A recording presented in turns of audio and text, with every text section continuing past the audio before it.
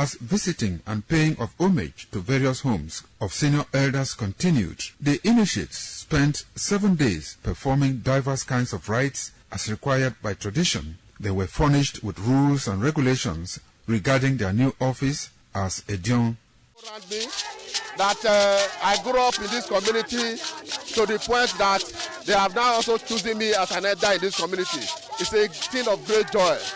All thanks to the Esama of Benin, my people, my family, everybody, all Okada community for this great honor. I'm very, very grateful. Well, this is my brother.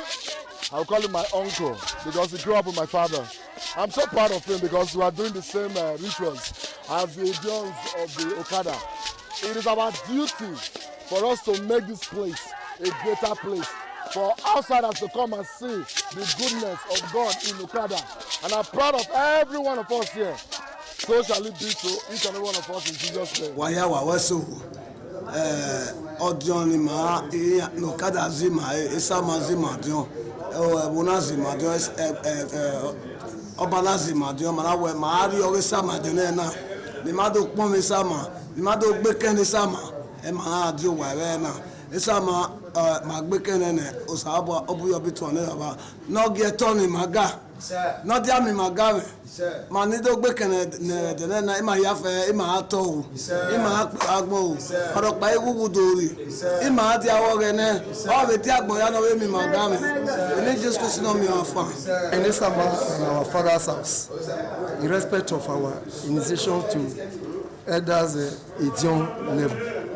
As tradition demands, we are here today to come and also pay homage to him, for him to also pray for us for long life and prosperity. The climax after 7 days was paying of homage again to the Odion way, where he gave the initiate the full rights to function and to henceforth participate in meetings with Edion. It will go down in the history and minds of Okada community, Ovia people, Edo State, and Nigeria in general. The ambience, style, and the colorful ceremony associated with the 2025 initiation into the Edion Council of former Governor of Edo State, Chief Lucky Nosaka Igbenedion, his brothers Bright Ayamekwe Igbenedion, Honorable Charles Osenwige Igbenedion, Peter Osawori Igbenedion, Dr. Fred Osawuni Igbenedion, Barrister Mike Osane Igbenedion, Executive Director Operations, ITV and Radio, Chief Elder Ogbedio Wonse, Honorable Efosa Douglas Igbenedion, Ukbonwa Igbenedion, Osawe Igbenedion, Edosa Igbenedion, Dr. Daniel Omarege Igbenedion, as well as Agbong Steve Igbenedion, among other sons of Okada.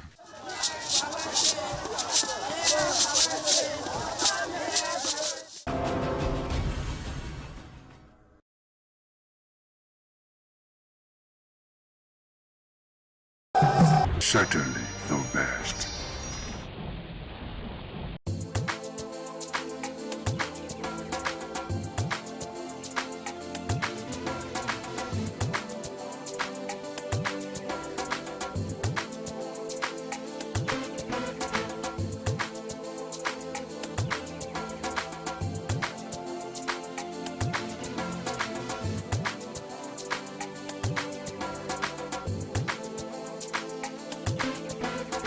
Welcome to Market Survey, your weekly window into the cost of everyday goods that shape our daily lives. In recent times, the rising cost of food items has continued to affect homes and kitchens across the country. Today, we turn our attention to groundnut oil, a major cooking ingredient used in households, restaurants, and food businesses. Whether for frying, sauce making, or everyday meals, groundnut oil remains a staple in almost every kitchen. On this edition of Market Survey, we'll find out the current prices of groundnut oil, the reasons behind the changes, and how traders are coping with the new reality. So come with me, let's get to know the current prices.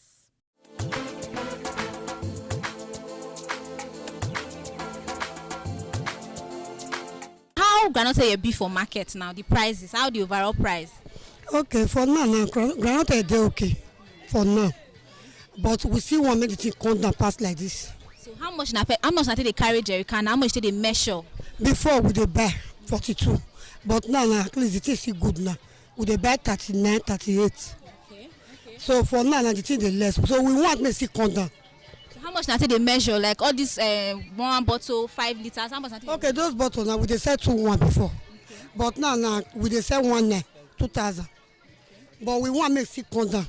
Then all these 5 liters. Now. Okay, as this one be now we dey sell level 5 12,000. But now we dey sell 10,000. Okay, now you want me the price come down? Like how much if you say that if they sell now, everybody will feel afford? At least this one now go be 5,000. Go dey okay. Go be 5,000. Why that one now fit be 1,000 or 900? Go dey okay. So but now the price don't come down small, but it come down small, but it still the high side. Compared to the beginning of this year and now, how much I take they sell before the gallon? No, before now, early this year, yes. It did pass like this. Okay. But everything dey okay now, even rice. But we want to make it come down so that everybody will feel the buy. So now even people will come they buy, customer will come they buy. They see they complain, say it's still there on the high side. Even now they say they complain. You know, say we human being, even if this one enter 1,000, they will still want to make it come down. But at least we want to make it come down. Even we where they go market, they go buy, so that we will feel see they buy. So the season now we dey for Ghana, not be the season, sure, but the thing they okay.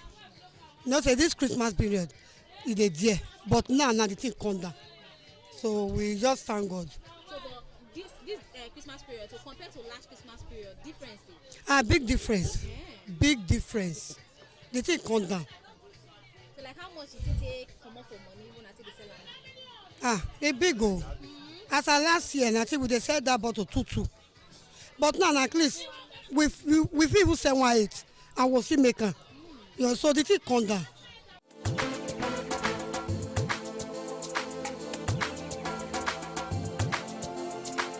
The price is balanced.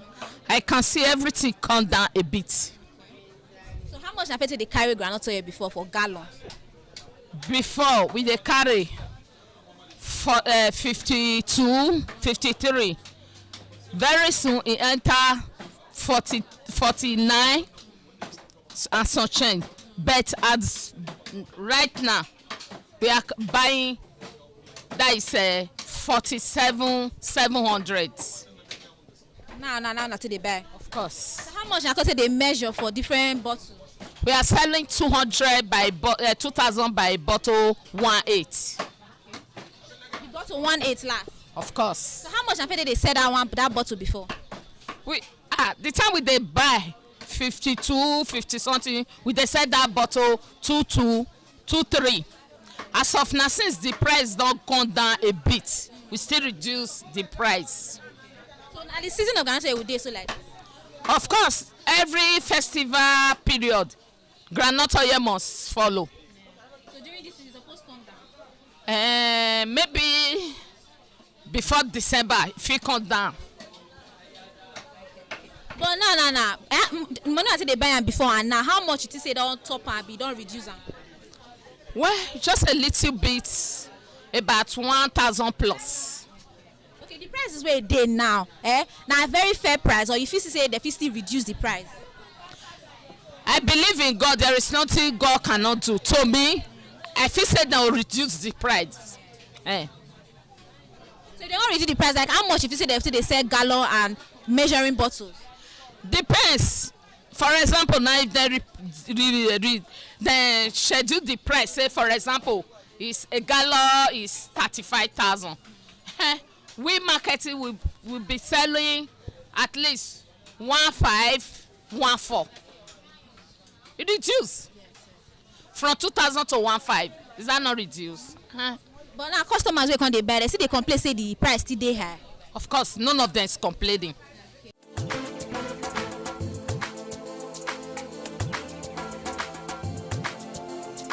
This one is 2,000. Why this bigger one is 4,000? Okay. That is how we are selling it now. How much did they sell them before? Before we sell it 2,2, 4,4 before, okay. But now 2,000, 4,000. Okay. So no smaller one for this one? Yes, we have smaller one, but I don't have that one now. Okay. Let me say it's probably like this. Yes. We sell it 1,000. Why this red oil is 900, then the full can of it is 1,800. So the 4 liters, 5 liters, how much they sell them? This is cans. From now to 6 months time, it will be like this. It will not sleep. Okay. So I'm selling it 13,500. Okay. Like before, we always buy that time 46,500, 45,500. But now it dropped a little. Okay. Yes. Okay. So now you just saying that the season of groundnut oil with this. Yes, now because this is the season of Christmas. Something like last year, it is higher than this. But this year, due to how things, the commodity is very high, but by surprisingly now, things is getting down gradually. That is why the groundnut dropped more than the higher price of last year. Do you understand? So, so let me just say it like this. Things in the market drop a little than how it is before. In this previous time now, let me say in this time, I don't know from now till on the first week, second week, I don't know how it will be. But as for now, it dropped a little. So even with the price, say the thing don't drop. If you say the thing supposed to still drop past the weight. It's supposed to drop because there is no money in the country now. It's supposed to drop more than how it is before. Because the money, our money now is no more value again. Do you understand? So we expect it to drop more than this. Like now, if you want to say how much should people be buying it, how much now what they buy and now say if you want me to drop, finish. At least, as for these cans, the bigger can of it or the bigger jerrycan of it, yes, which is about the 25 liter or 30 liter, yes, at least supposed to be that kind 40,000 or 45. Do you understand? Or 35 at least. Poor man can be able to buy. Do you understand? What about the bottles? Like how much if you say they very fair to sell them? It's supposed to be at least 1.5 or 1.2. At least it will be better. Do you understand? Because everybody cannot afford this 2,000 naira. When some people will come, they will say, "Madam, do you have smaller of it? Do you have chassis bottle? Do you have half bottle?" Yeah. So I don't. When they come, I will say, "No, I don't have it." So when the person will stand, he said, "I don't have the money. Okay, let me go." Then the person will left. Yeah.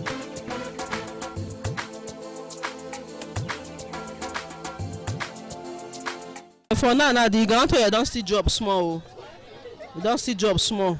How much na person dey carry jerrycan? Jerrycan before na 46 wey dey buy now. Before, but then na 39. Now na 39. Before na 46.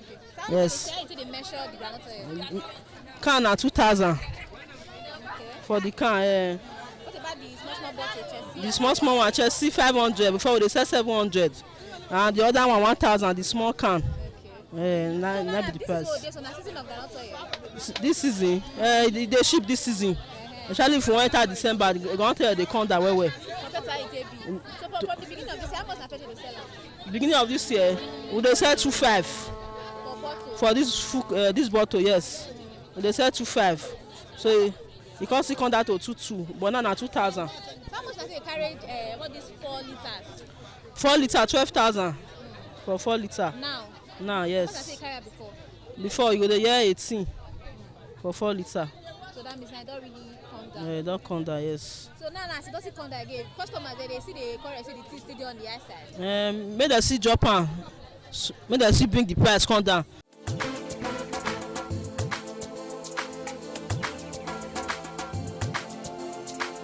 As we've heard from sellers, groundnut oil continue to play a major role in household cooking, but its rising cost is making many families adjust their spendings and consumption habits. Traders are also facing challenges from high transport costs to unstable supply. Still, many remain hopeful that prices will become more stable in the coming weeks, making groundnut oil more affordable for homes and businesses. businesses. So we've come to the end of today's edition on Market Survey, and we looked at the prices of groundnut oil to know if the prices have increased or if they've reduced. But overall, it shows that the prices is now fair in the market as opposed to how it was being sold before. And that's it on today's edition of Market Survey. I am Stephanie Notod-Yuwa. Thank you so much for staying tuned.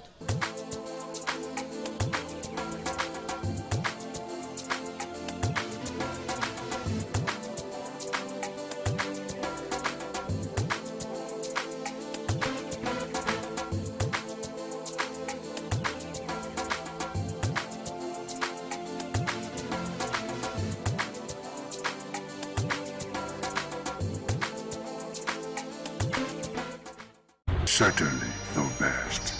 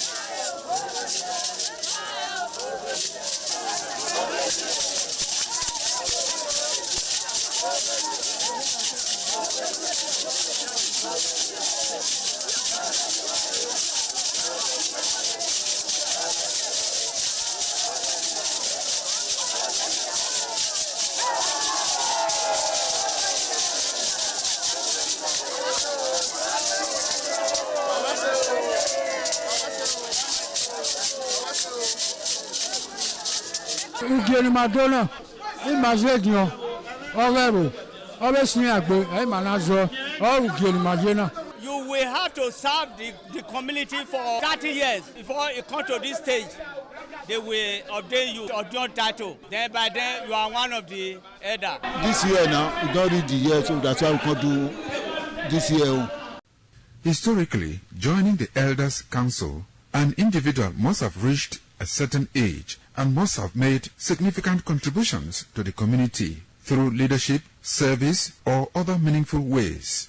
There was jubilation in the community as sons and daughters of Okada, both at home and in the diaspora, trooped out to be part of the ceremony, with various homes of the initiates agog with festivities. Friends and well-wishers of those initiated into the Elders' Council jubilated at the Ogwedion after performing all traditional rites. The elders, known as Edion, in company with their loved ones, danced to their various homes where guests and family members were entertained.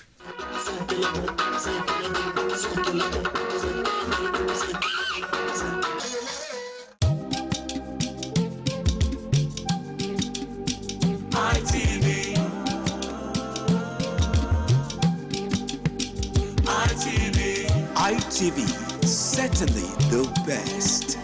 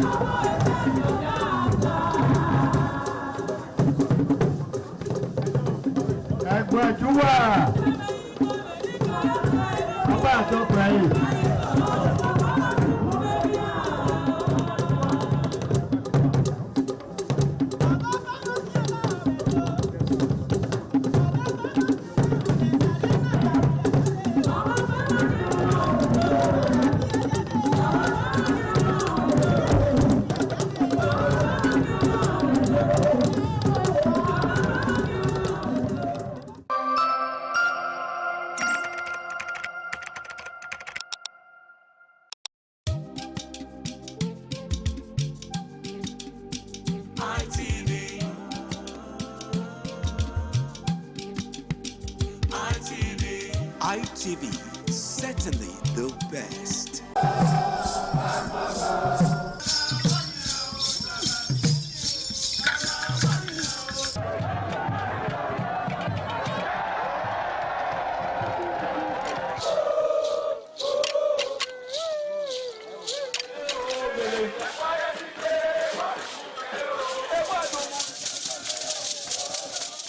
The Ugewe is the final ceremony of the series of festivals.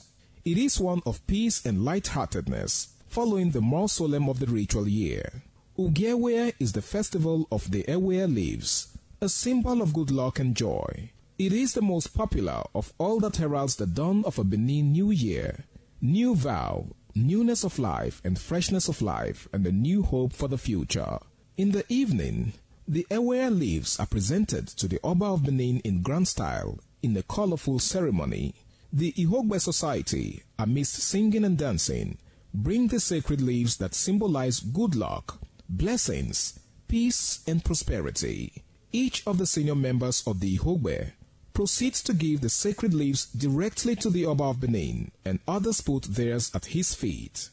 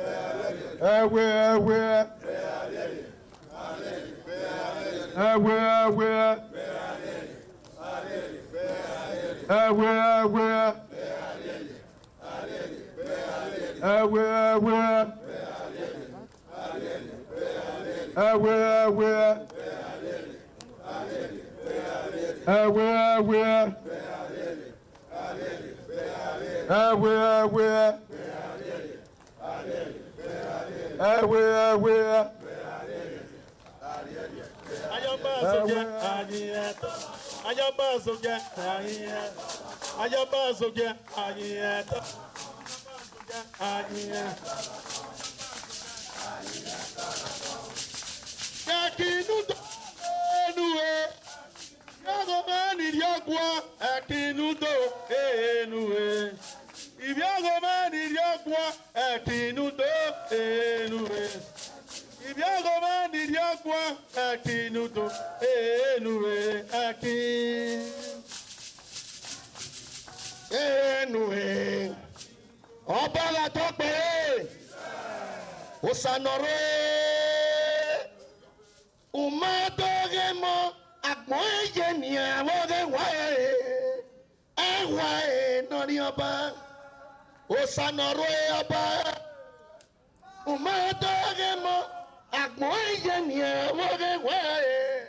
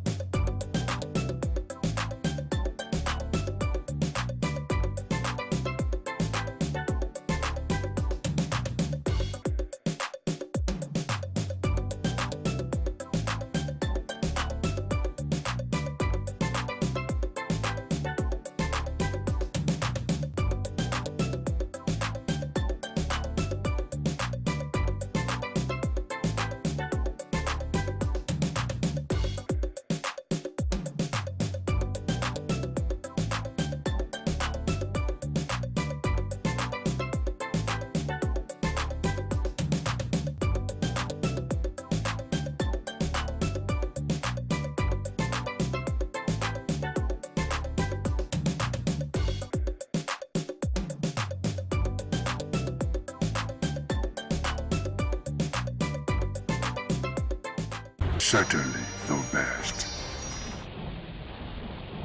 A lovely afternoon to you. Welcome to your very, very weekly exciting current affairs program, 60 Minutes Nigeria. My name is Egosa Agbolao, and today's program promises to be educative, exciting, and of course illuminating.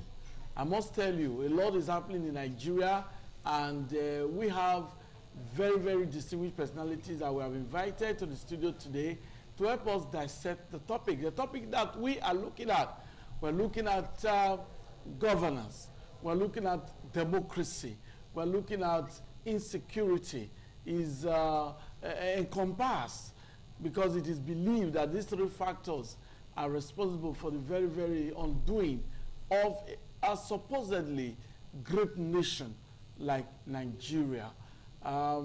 My guest will do justice to this topic. I have with me Bishop Lucky Omonabiese, a very, very great man of God and analyst of repute. Nice to have you with us today. We also have with us in the studio a former governorship candidate in Edo State. We're talking about Dr. Bishop Akalame, a chartered accountant? Okay, chartered forensic accountant. So, nice to have you with us today. Thank you very much, my good friend. Okay, so, like I said, these three factors, very crucial because Nigeria need to get it right. When we look at what happened in Benin Republic just a few days ago, there was an attempted coup d'etat, but the intervention of Nigeria helped to thwart that attempt. And the president of Benin Republic is grateful for that. He's still the president. That is the demonstration of giant of Africa. But Nigeria is able to do that in Benin. There's a lot of problems at home. Insecurity. Some places are even saying, is democracy working in Nigeria? Because So many West African countries now having problems, a coup d'etat here and there. Democracy is a system of government that involves the people. Is it working for Nigeria? Do we need to modify it? We'll be looking at all of that today. We'll start with Dr. Bishoba Kalame, who is a chartered forensic accountant and a former governorship candidate. You said the ball rolling. Thank you very much. You see, the three issues we are discussing this afternoon are very crucial. They are interconnected as they serve as pillar to the growth and development of every nation. Now, when governance is weak, it leads to increase in insecurity. And when there's increase in insecurity, democracy suffers. And of course, that is what we are experiencing today in Nigeria. Check around you today. A lot of things are not going well. Let's start with education. Because show me a nation that is not growing, then I will show you a nation that has never paid attention to education. Okay. Because everything we need today for better life is a product of education. If you're riding a vehicle, a very good one for that matter, you should know that it's a product of education.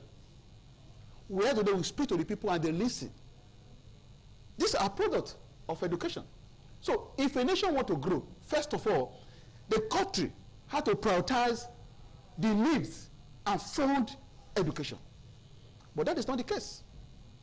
That today, you see students who graduated from mechanical engineering, students who read electrical engineering.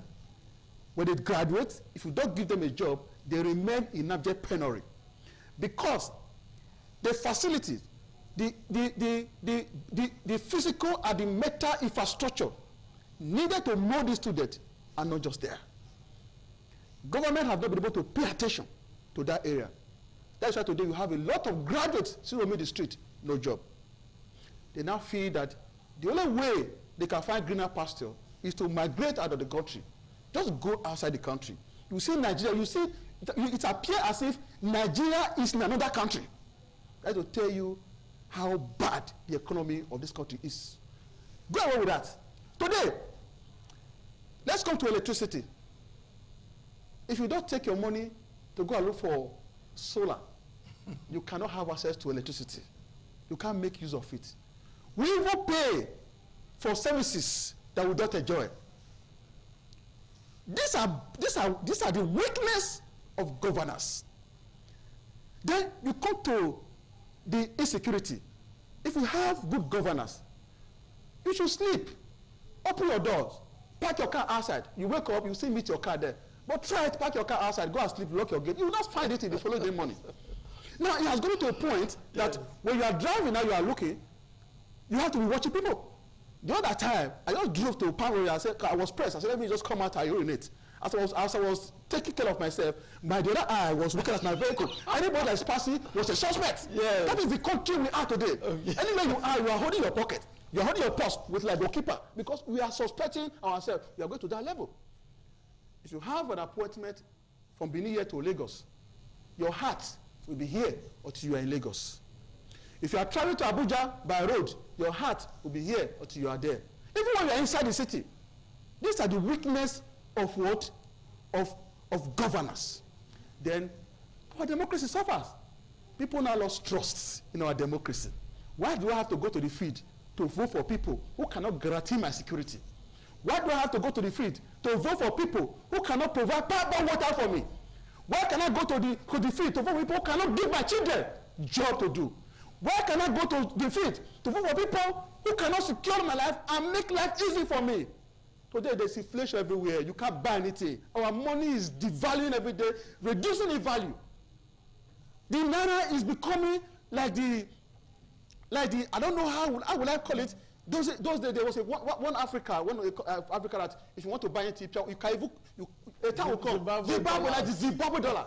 A time will now come. You want to buy pure water. You have to accept naira. In the Ghana must go to buy such of pure water. That is the level of. We don't hope it doesn't come to that. We are praying. We hope it doesn't come to that. We are praying because when you pray without action, that is why you say the Bible say, watch and pray. Because when you just pray, you don't watch. You cannot get a result. It's as if we're not working. We're not working. Something is not just working. The country is not just working. This has led to political apathy. You are there somebody to come and vote for you. Even when they know you have the mental asset to work, they will say money.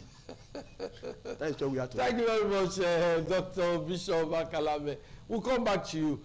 Bishop Lucky Omonabiesi. Yes. Recently, we watched a clip and you were there. You were among the protesters at Iyowa in Ovia Northeast local government area of Edo State. You and so many residents protested against kidnapping and all of that. Now, looking at the topic, governance, democracy, security, do you think that the political class, the political elite, those who are in charge of governance, do you think they are getting it right? The answer is no. Okay.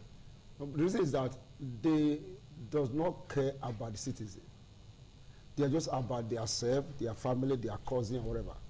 And the reason why this thing is happening is that with the mass contributed to it, we should be able to have our decision. This is what I want. But the masses have no decision. The Nigerians have no decision. They have got to get to a level that if you give me fish, I'm your own. Don't give me fish, I'm not your own. And this started years ago. They have got to a point that now become part of our lifestyle and our system. And the political class are have the advantage of it, using it against us. Until we come to the sense and say, this is what we want, that is when we can get this done. The economic security. Security is a major problem in this country. They have spent 20 years in this country. And the Civil War was over up to 20 years before it finished. Now, what's happened? People are following it. People are using it to do business. It's a business. People are dealing with it. If you arrest some of these bad boys, they'll say, I have Oga. Who is your Oga? You say, so no. You don't know where it come from. They'll say, I have Oga for a certain man. Who is the certain man? Now, when you took the guy to the police station, 4 days released. Because it come from above. Then the people in power and the people that are carrying out this evil, most of them are working hand to hand. Until that is addressed, we cannot overcome it. Then number 3, concerning education. Education is a primary foundation for any nation to drive. Why it's not driving is that Nigeria has education as a scam. Why? Because of when they finish from school, no employment, no job, nothing is working. And they forgot that a lot of people say government cannot employ everybody. That's correct. It's not going to work in any way in the world. You that study engineering, get the practical. In case the theory fail, use the practical to survive. To survive. Because we are got to a point that if you don't understand this dimension, you will think that no government can employ everybody. Give room for a private sector. A large company owner, small scale company owner, bring it to the board, let them work together and succeed. Therefore, let me go to my state, Edo State. Our state is having a very big problem because tribalism have entered the state. I am a Benima, I am an Ishama, I am an Isakoma. If an Ishama is a governor, is really the state as a governor, everybody in the cabinet are 190% Isha. If you are not over your body, you won't get there. Whether you are son, you can deliver yourself, you are not speaking that over your body, you won't get there. Then if Edoma enter, if you are not saying you won't get there. Until that is off, and come together and say we are all Edo-lite, let's all work for the betterment of the Edo state. This problem will never solve. You can look at, if you look at this present government now, the present government on ground, if you watch it carefully, 80% of people are in his cabinet are pro 100% Nisha people. Why the Benis are shouting, the Edo South, we have been marginalized. The Esako are shouting. Now, when Esako Maita, now the same thing repeat the word, he said, all this started right from the time of due respect to Adamu Shomole. All this is started.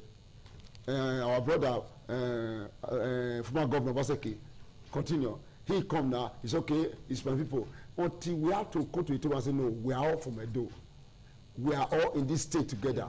Let us work to secure the state, empower security and the local vigilante. Involve, so local vigilante, this, what do you call it? Bring out state police.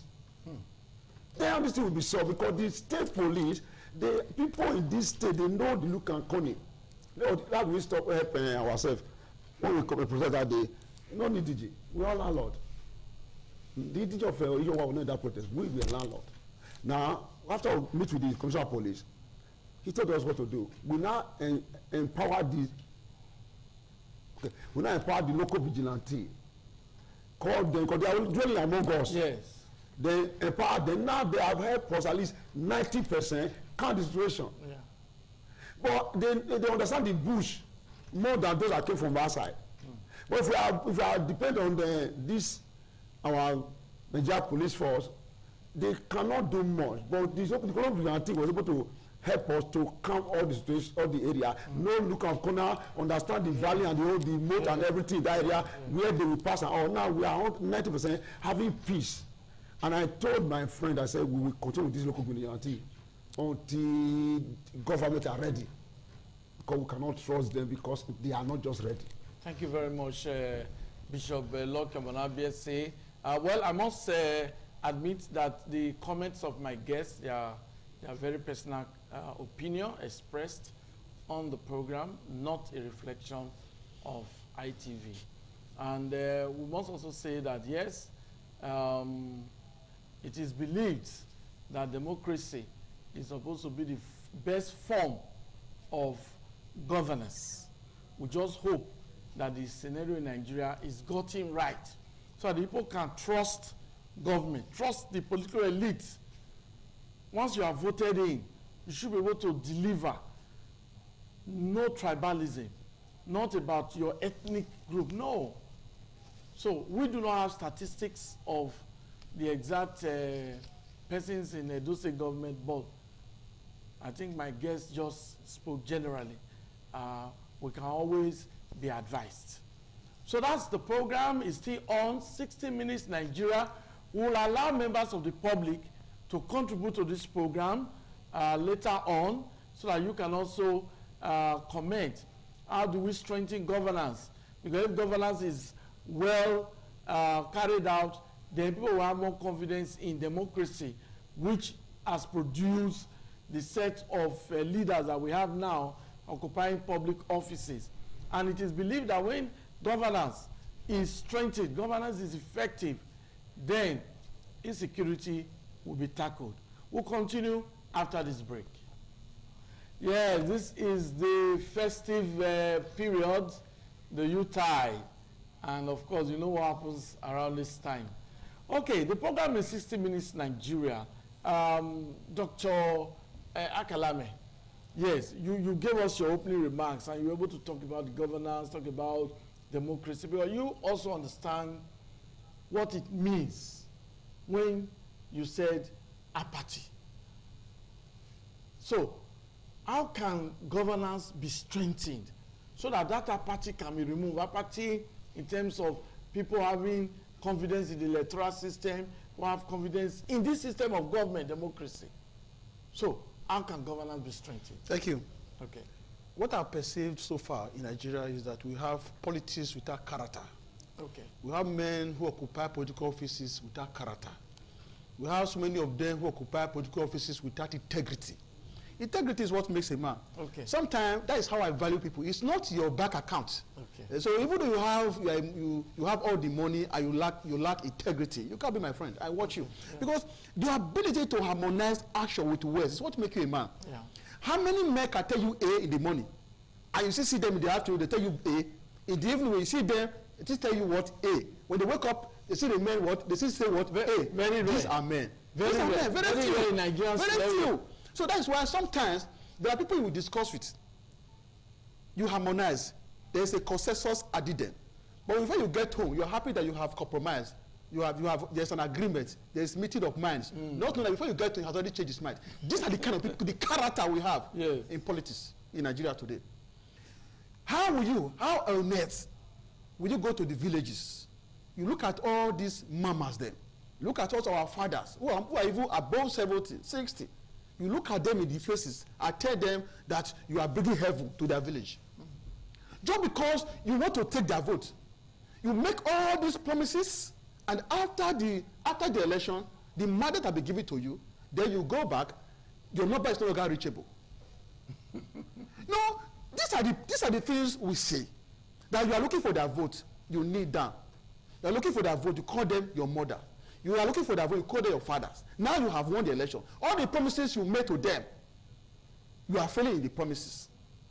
They are not begging to see you, as if the office you occupy is your own personal office. But yeah, that reminds me, I must quickly interject, Dr. Akalame, because this is actually the situation in Nigeria. Most politicians, most public office holders, they see the offices, the public offices, as if it is their personal property. You see a governor using state resources without accountability. Using, okay, a governor can just say, a governor of any state, I'm not particular, can just say, I donate 50 million, as if it is his money. A governor can just say, I donate this or I award this. You know, why do politicians in Nigeria, why do they see public offices as if it is their own? They use the state resource, state funds, state money as if it's their money. Maybe you want to throw more. Yeah, that is the weakness of the system. Yes. We don't have a very strong structure that regulates all these things. See, it just go back to what I was telling you.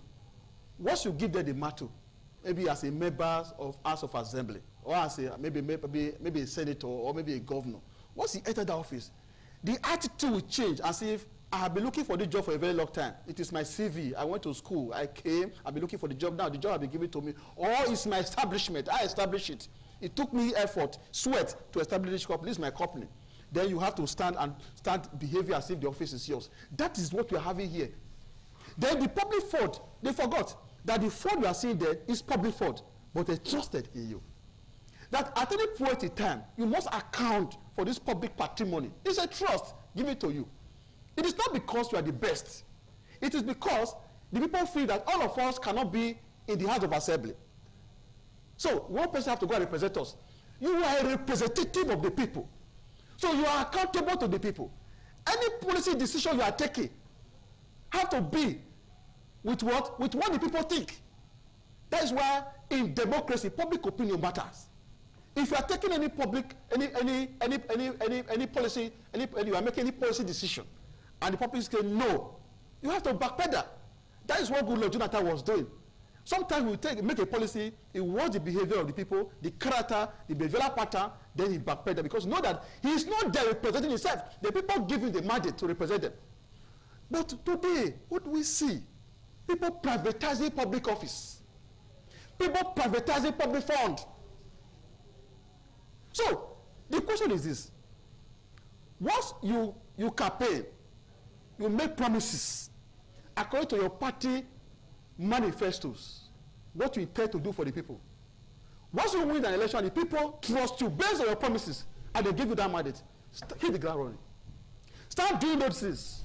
I will construct road. Construct road. Make them visible, even to the blind and audible to the deaf. Yes, I will invest in both mental and physical infrastructure for education. Hit the ground running. Let people see. Make them visible. I will ensure the energy is improved upon. Now you will be giving the matter. Ensure that the people enjoy electricity. Then I will provide security for the people. Ensure the people can drive without looking at back. What is happening? So when you do this, you are strengthening governance. The people are happy. Like he just said, it is true that the number of grants you have in Nigeria today is now overwhelming, has overwhelmed the availability of job opportunities. But you see where I have problem is this. If the government actually fund education, the physical infrastructure, I'm not talking about the mental infrastructure, the lecturers are there to teach. But what is needed to empower these people is not there. They only train them theoretically. Now, the business side, what you can do now, you are graduated. If nobody give you a job, how you can commercialize your profession, how you can add commercial value to your profession, how to discover the business side of your profession. If you read mechanical engineering, you don't need anybody to give you a job. If actually there's a mechanic workshop inside the campus. But there are some graduates who read mechanical engineering. They have cars. They also take their cars to mechanics. That is what I'm saying. That is what I am saying. That is what I'm saying. Yes. It's just like somebody who is learning computer. Yes. You go to school of computer, they teach you everything you need to know about computer, but you have never seen computer. So there's no way you can leave the school and start operating a computer. They teach you the theory, the practical. So that is what is happening. So as a mechanical engineering student who is being taught the configuration of the engine inside the classroom, you're able to come outside and see physically. Oh, this is. In other words, the institutions ought to have workshops. Workshops. When you see students, not even you spend less. You spend little time in the classroom. You spend more time in the workshop. You're busy. Most universities don't have that. That's what I'm saying. So in fact, there is no way your lecturer or the VC vehicle will be repaired outside the campus. There are students who are. That's why it's obtainable. That's what it should be. So when these people, when I leave the system, they have workshop. They operate professionally, not like the roadside mechanic. But on the other side, the attitude to education on the part of the student is shocking. If school does not have a workshop as a mechanical engineering student, during holiday, why would you locate a roadside mechanic and become an apprentice? If it is 3 months, you are going to stay at home for the holiday. Learn the practical. So when you got, let me tell you something. I was in Lagos, Akoka. I went to a place. The guy has a shop. He's a mechanic, but you will never know. He does very well. There's a place you get to. In fact, when you get there, you know that education is power. Education has something to do in your life. It will just change you totally. When you go there, there is a man that will diagnose your vehicle. When he diagnoses it, he will write the fault. He will send it to another lady. The lady will now itemize those things that you want to buy. He will issue you a receipt. That receipt will be transferred to where they have those things that they will sell to you. The operation is computerized. It's just computerized. They will just sell to you those things. You need to go to, say, I'm going to Ladikpo, I'm going to, what do you call it? No, the things are there. They just give you. Yes. They just say, sir, you will come back in 30 minutes or 1 hour time. When you come, those that will fix it after this chain of this thing, they will just fix it. They will wash the car. They will pack it somewhere. They will give you a tag. They will label it. When you call, you don't pick your car. You are not owning anything. You are already paid. Education. Education. See education. Thank you very much. We'll take a break now. And after that, Bishop Lucky Omonabiese has a lot to talk about this topic. And we'll also allow members of the public to contribute. We know you have a lot to also say for those of you who are spending your 60 minutes with us on the program. You can contribute. The phone number will be displayed, and you can make your contribution to the show. What a delight to have you on the program. 60 Minutes Nigeria, and my guests have actually fired from all cylinders. And the program is here. You can also be a part. Members of the public can contribute. Bishop Lucky Omonabiese. Yes, sir. Now, how can we really, these are leaders. What advice do you have for them to actually know that the money they met in the treasury or government funds is not actually theirs? They must utilize it to help the people. What advice would you like to give them? Well, so that's part of way of strengthening governance. My one advice to them is that all the campaign promises, deliver it. Nobody says you should not help your party people, but deliver in their promises. Let the masses have dividend of democracy. We need good road. We need good water. We need electricity. We need security. Nigerians are not lazy. We are very hardworking people. Yeah. Over the world, Nigerians are hardworking people. But because these things are not there, you are going to provide yourself light. If you're using you buy fuel. If you're using you buy diesel. You all those things. Before you finish all this, you're already tired. And these are not there. If you can do this, then the education setup, let the government set up a standard workshop for each institution. A standard workshop. Let the people, engineering person, have the practical. If you let the economy, have the practical. If all this is done, people are not looking for a job. We can fix ourselves. After all, a man that studied agriculture should face the bush. and have a good agri sector, mechanical, commercial agriculture, farming, so I can make food for the people. An agricultural man should not be in the office and put on collar. It doesn't work like that. The man that study computer should have computer facing him to do the practical. But when he finish there, if the government give him, he can have his own small little workshop or company to start his life. Then concerning this security, I tell you that empower our local vigilante, give them good salary. Start our local vigilante, say police, let them put to work. Then your name is not remembered by how many people you fed. It's how many construction establishment, good road you have cut, I will remember you for, not people you fed. After the so-called 8 years, if you don't do well, we won't remember you again. You will be deleted. But when you do well, we'll keep on talking about you when he was there, when he was there, when he was there. That's what they'll be thinking of. But you know that the people they call themselves, they choose a special advisor around themselves, are the major problem of these governors, senators, people in power. Because those ones do not have good advice to give to them. Okay, now, you have set a man to be special advisor to you on agriculture. The man does not know any village where they make farm. He will just sit in the office and say, the Nigerians are not hungry. How do you know that? You say, this special advisor on petroleum. He doesn't even know how things are working, just in the office and just saying anything. Special advisor on insecurity. You have not gone to your area or look here. Yeah. He will just stay in the office and say, everywhere is calm. Okay, let's just get our first caller. Good afternoon. Your name and where are you calling from? I'm calling from Benin.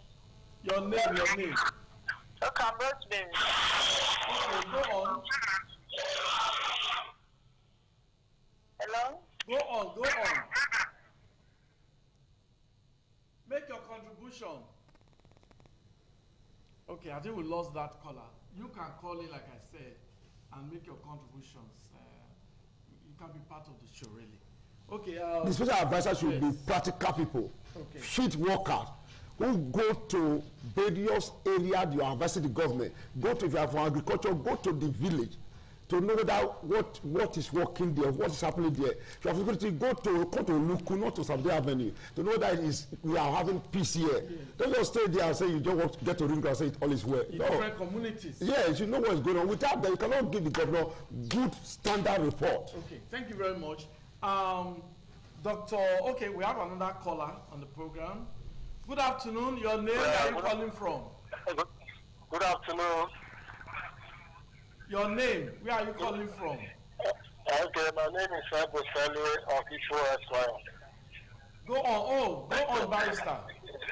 Yeah, so I want to commend the guys who shoot there. They have really dealt well with the topic. Thank you very much. I think it's fine. I think it's also unfortunate that Nigeria can leave, we can send our aircraft to Benin Republic to go and quench a coup plot. We can have our National Assembly that has always been sleeping. They were able to see approve that Mr. President should also send troops to Benin Republic to help them calm the situation because of the coup plot. Meanwhile, Nigerians are dying every day. Nigerians are being kidnapped. Bandits are killing people. Nigerian farmers cannot go to the farm. Yet you have not been able to do anything about it. But you are thinking, or you are already helping another country.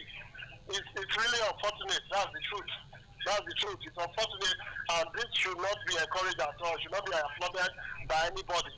It's really unfortunate that we are having insecurity in our country. Our president has not been able to tackle the insecurity problem that we have in this country. Yes, he's busy taking care of all people, which means that the government is actually complacent. Because if the government don't have a hand in the insecurity in this country, then I wonder why the president has not been fit ever since to ensure that he deployed military to enter our forest, to flush out the terrorists that are busy disturbing the nation. When Nigerians cannot even travel again because of insecurity, it's very unfortunate. I think the government should have a rethink. What they should think first is Nigeria. Take care of Nigeria before you start taking of people outside. Okay. So I want to commend you again. Thank you very much. Thank you very much, Thank you very much. Thank you. In short, Barrister has just made very, very wonderful comments, I must tell you. It's just like you are feeding outsiders and your children are hungry.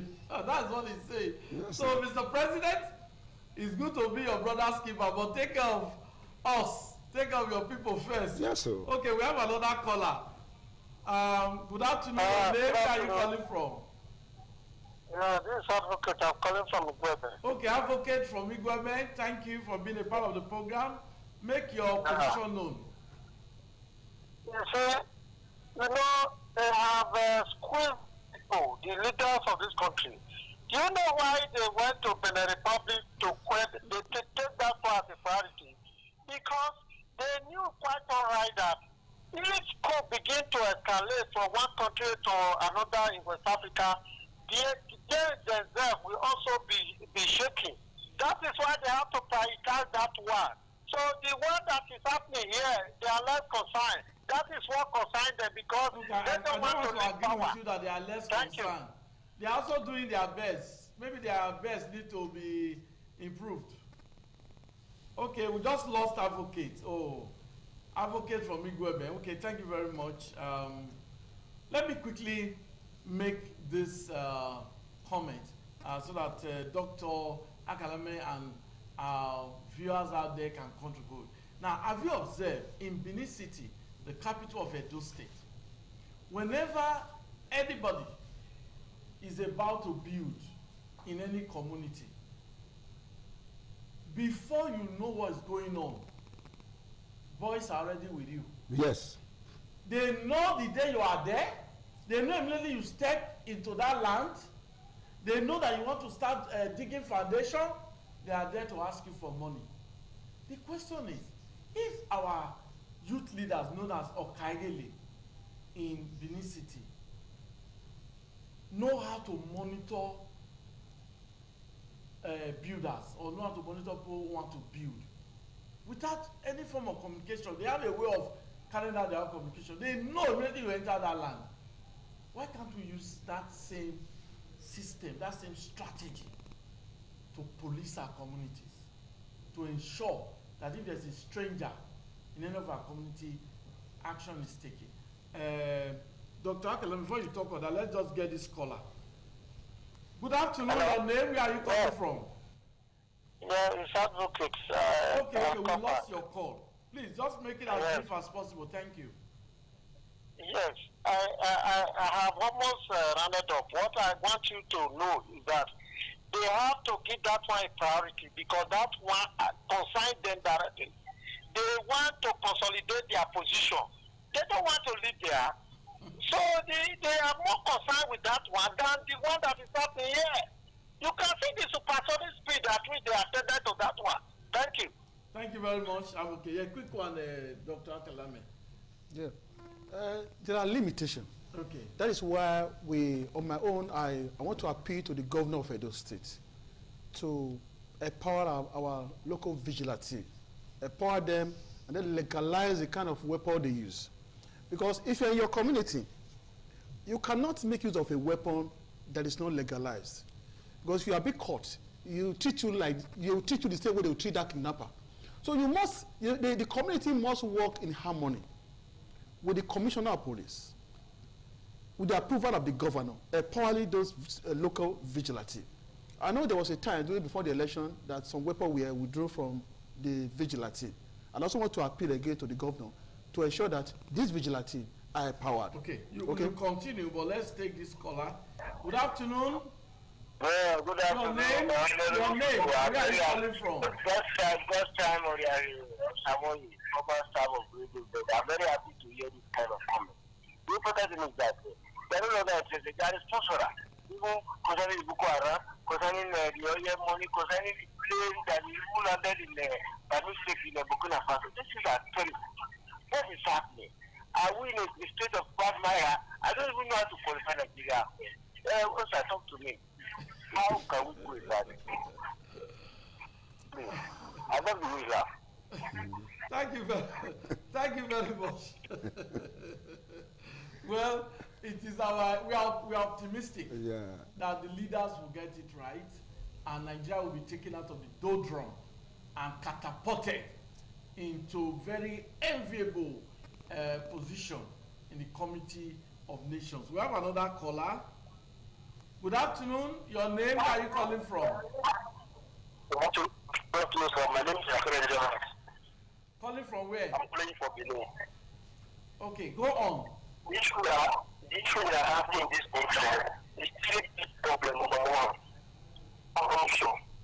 Number two, nepotism. Number three, tribalism. Until we sacrifice all these three aspects, we will not go anywhere. Thank you, sir. Thank you very much. He just summed it up. He said corruption, he said nepotism, he said tribalism, that these are some of the very, very negative factors diminishing whatever any government is doing. Until they remove these factors, we can't see a good government. That's what he's saying. We have another caller. Good afternoon. Your name, where are you calling from? Thank you very much, sir. My name is Pastor Moses. I want to commend the clergymen there. Thank you. There's one thing I want to let you people know. Whether in Nigeria, in Burkina Faso, wherever they are planning coup, they make it secret. Sometimes they succeed, sometimes they fail. If we want to tackle insurgency, we should not start announcing it. Whatever our strategy is, let it, the security men keep it within themselves. In Benin language, so they keep it within themselves. Yes. The America has promised coming to Nigeria. The kidnappers started kidnapping our children so that you cannot fight them while they are with the children. Can you go there and fight them? If you fight them, you are killing the children. They know what they are doing by kidnapping these children. They want to use these children as a strategy to block themselves. In case anybody is coming. Look, let me tell you. When our security men were supposed to strike, they don't strike.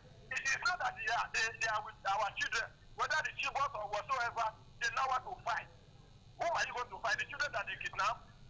Let us start deceiving ourselves.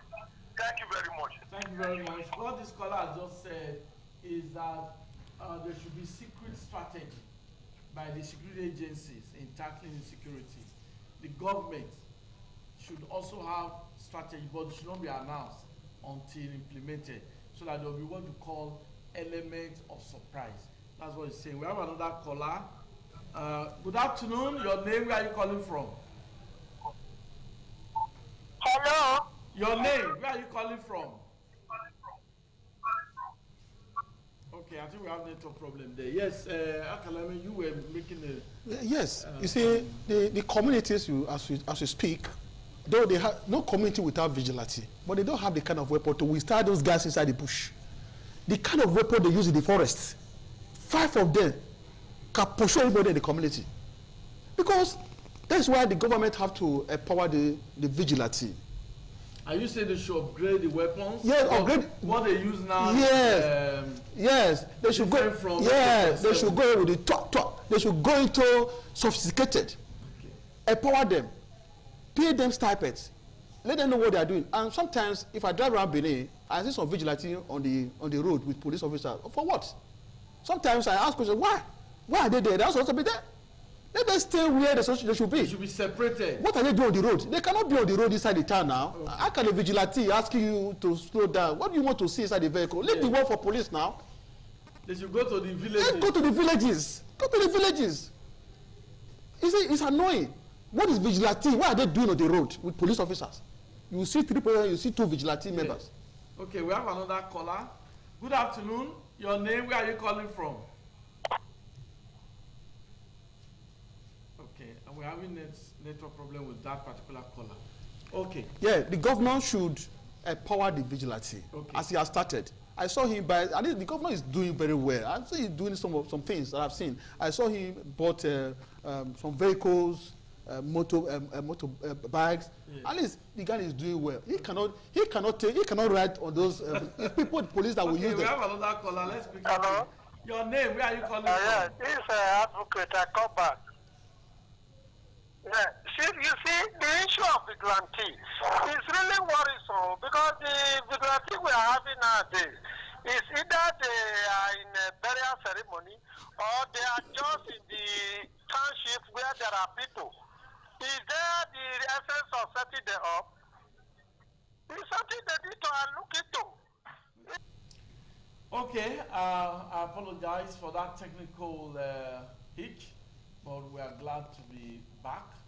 We just got a caller who said that vigilantes are being found at different funeral ceremonies, funeral events. Is that the reason why they were set up? So whoever is in charge of the Edo security network, please listen to that caller. Vigilantes should not be found in funeral events.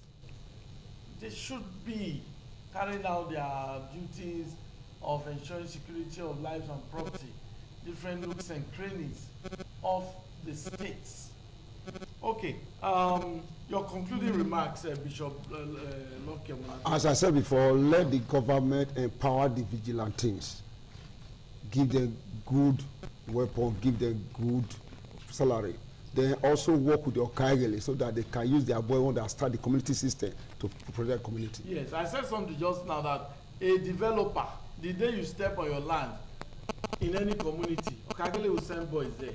How is Okagele aware that somebody is about to start development? Can they use that same pattern to ensure security in their community? So that's a challenge for all the youth leaders in Edo State, the Okagele, the youth leaders, the different communities. That strategy people use in monitoring whoever want to build. You need to monitor your community to know whenever strangers enter your community. Okay, we have this caller. This will be the last caller on the show. Your name? Where are you calling from? Okay, go on from Igwebe.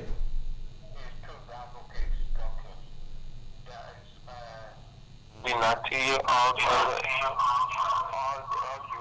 local government in those states, they are not working. They are not working.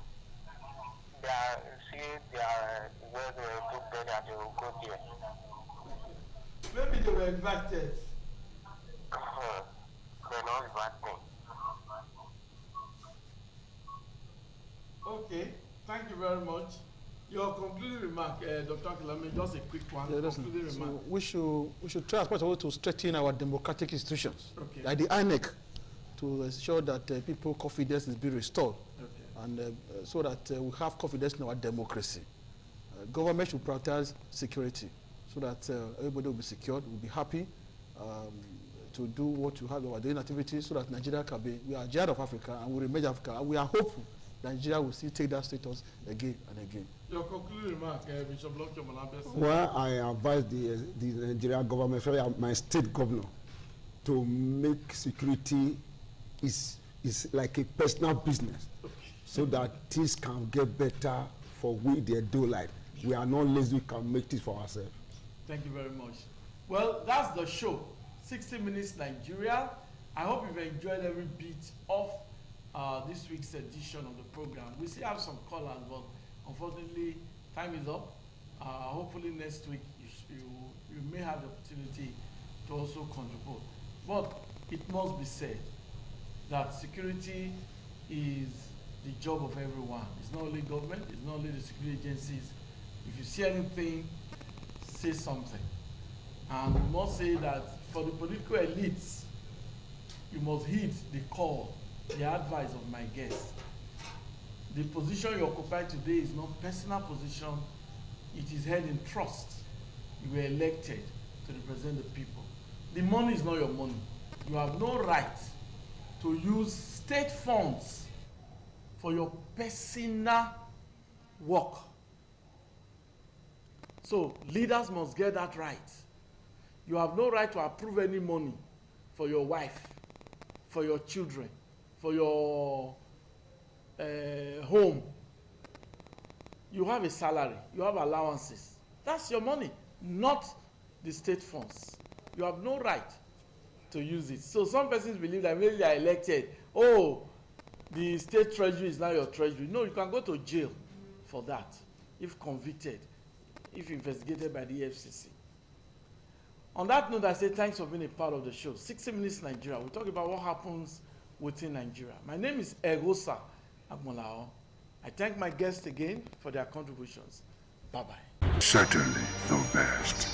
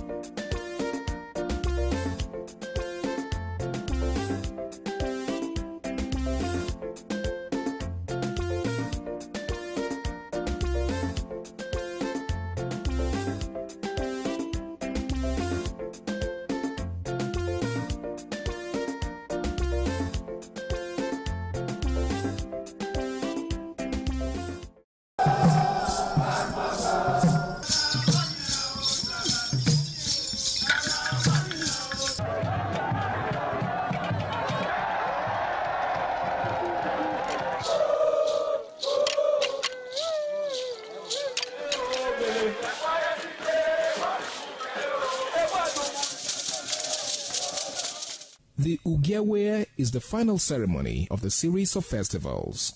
It is one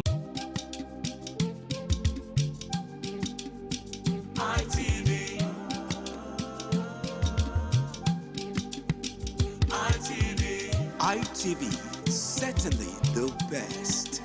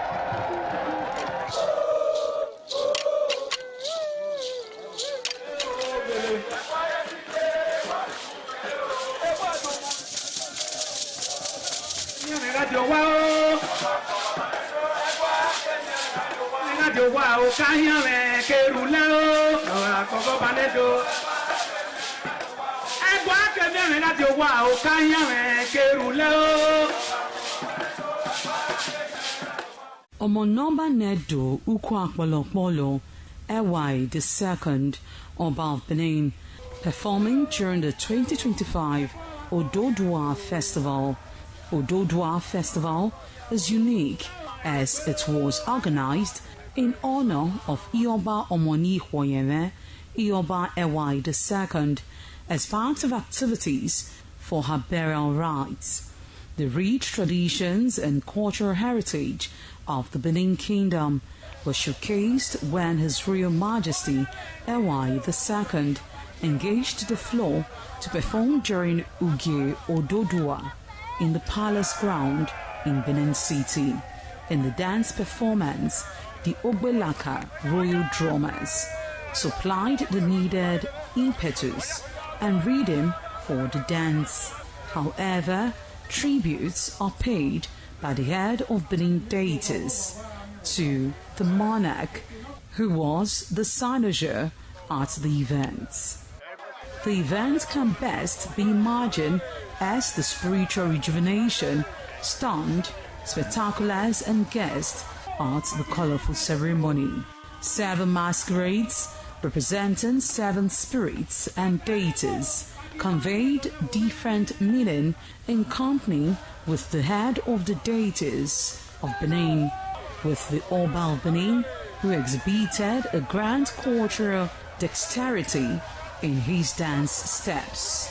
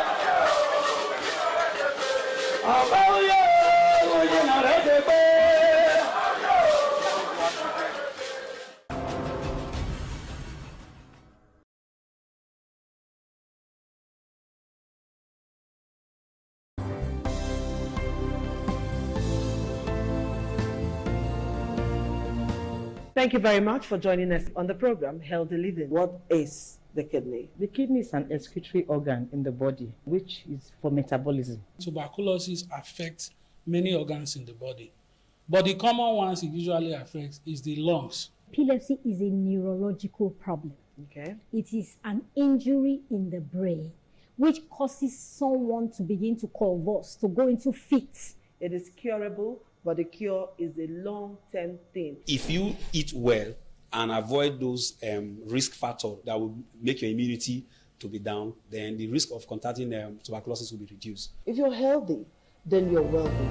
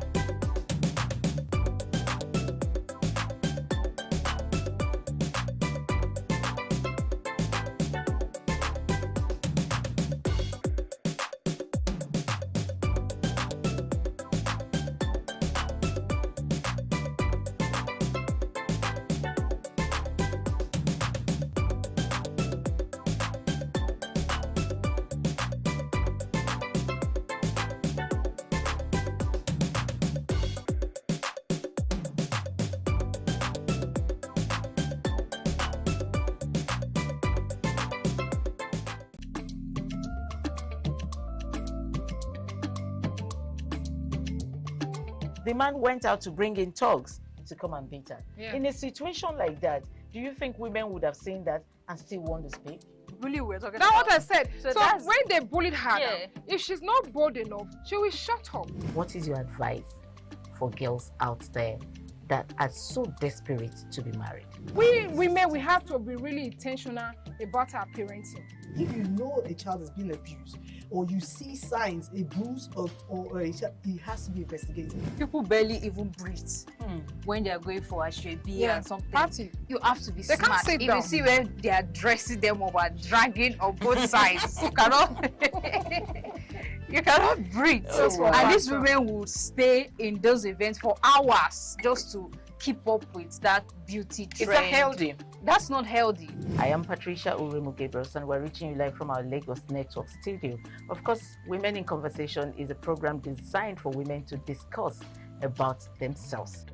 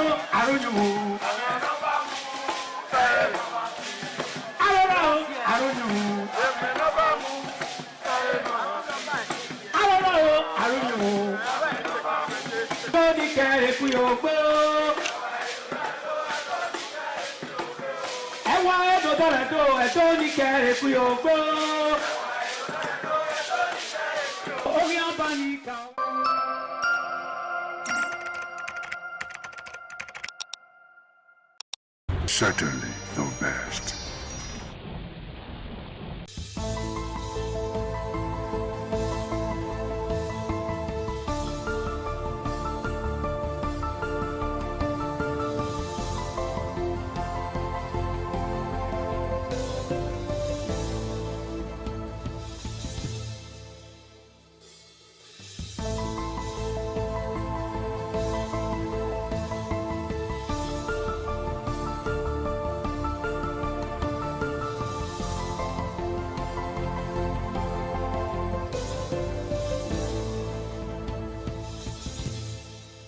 Hello there, thank you for joining us on this special interview series on independent television. And I'm Sonny Duke Okosun. Our guest today on the program is the Ambassador of the European Union to Nigeria and ECOWAS. As a matter of fact, the Ambassador of the European Delegation to Nigeria and ECOWAS, His Excellency Ambassador Gauthier Mignon. Thank you for obliging us your time. Thank you very much for your kind invitation, sir. Okay, how would you describe your presence in Benin so far? Is this your first time in Benin City? Actually, it's my second time, but I came in a private visit the first time because I hadn't presented my credentials yet to Mr. President, so I could not engage officially by the time. So this time it's the first official visit. And I came really with an intention to see how, to review the cooperation we are having with Edo State and to try to see how we can scale it up. But I took the opportunity to visit yesterday to participate to a private preview of the Museum of West African Arts here in Edo State, which is a project that I already saw last year when I came first to Benin City. So how would you describe the level of partnership between the European Union and, of course, Nigeria, and particularly Edo State? Well, with Nigeria, the European Union, together with its member states and its development banks, what we call Team Europe, I think is the first partner, is Nigeria's first partner in many areas, in trade and investment in particular, and also in cooperation in many areas. And we have 730 million euros in grants for bilateral cooperation with Nigeria between 2041 and 2027, plus also sizable amounts of loans, subsidized loans. And with Edo State, we've had good cooperation in several areas. I'm thinking in particular of support to migration governance and support to stranded migrants returning to Nigeria, and many of them are from Edo State. And in the last few years, we supported more than 23,000 people to come back and reintegrate into their communities nationally, and many of them in Edo State, just to name an example. So voilà, we think we can do more in other areas. We're also working in digital economy, in renewable energy, and also in projects for communities. But I always come with states so important like Edo State with an idea of how to try to improve and strengthen what we are doing already. All right. What is the policy thrust of the European Union in terms of opportunities for young people as it relates to education? Well, for us, education is key, and young people are a cross-cutting priority in a country like Nigeria. So in all our projects, we integrate a dimension for young people and also for women. And in particular, as far as young people are concerned, we are funding a big national project called Nigeria Jubilee Fellowship Program. It's about helping young graduates to integrate into labor markets by funding a 12-month scholarship for having internships in medium and small size enterprises or public service to get a first professional experience. And this is something that we are now scaling up with the federal government. And we are also offering possibilities of studies in Europe, particularly through the Erasmus program. We have more than 100 Nigerians going every year to Europe to study a master in the framework of the Erasmus program. All right. What is the policy thrust of the European Union in terms of opportunities for young people as it relates to education? Well, for us, education is key, and young people are a cross-cutting priority in a country like Nigeria. So in all our projects, we integrate a dimension for young people and also for women. And in particular, as far as young people are concerned, we are funding a big national project called Nigeria Jubilee Fellowship Program. It's about helping young graduates to integrate into labor markets by funding a 12-month scholarship for having internships in medium and small size enterprises or public service to get a first professional experience, and this is something that we are now scaling up with the federal government. And we are also offering possibilities of studies in Europe, in particular through the Erasmus program. We have more than 100 Nigerians going every year to Europe to study a master in the framework of the Erasmus program in particular. Fantastic. If you just join us, we have with us the ambassador of the European Commission delegation to Nigeria and Africa, who is in Edo State currently on a private visit, engaging him on a wide range of issues, looking at the partnership between the Commission and Nigeria, and particularly Edo State. Ambassador Mignot, let me quickly take you on a trending issue in Nigeria right now, which has to do with violence, extremism, and the talk around genocide against Christians is gaining momentum across the world, particularly in the US and several other places. What's the Commission's perspectives on this issue, and what is the intention in terms of helping Nigeria to deal with banditry, Boko Haram, and all other extremism that we're seeing playing up in the country right now? I think it's important not to exaggerate or oversimplify situations which are very complex in Nigeria in terms of violence and insecurity. Of course, it's a big concern for everybody, including for us. We are very much committed with freedom of religion and belief in particular, and of course, any attack against communities or individuals because of their religion must be condemned, unacceptable. But at the same time, we stand in solidarity with Nigeria, with the victims of the attacks, of course, and with the overwhelming majority of Nigerians who are willing to coexist peacefully beyond ethnic or religious differences. And so we stand in solidarity with Nigeria to fight the many drivers of violence and insecurity, and religion is only one of them. And we've been supporting Nigeria for many years through many projects of peace building, of de-radicalization, demobilization of former members of non-state armed groups, for instance. And we are ready to do more. The European Union some 12 years ago received the Nobel Prize for Peace. And so we always feel the necessity to be up to this great distinction that we received, to work on peace building, to work also and strengthen our relationship on security and defense with Nigeria, but in a spirit of partnership and of respect for Nigeria's sovereignty. Fantastic. You're here specifically because of the Museum of West African Arts, MOA, which of course was launched just a few days ago. But what's your take on the current issues surrounding the Museum of West African Arts, particularly against the background of some of the things that happened there, during the inauguration of the center? You were there.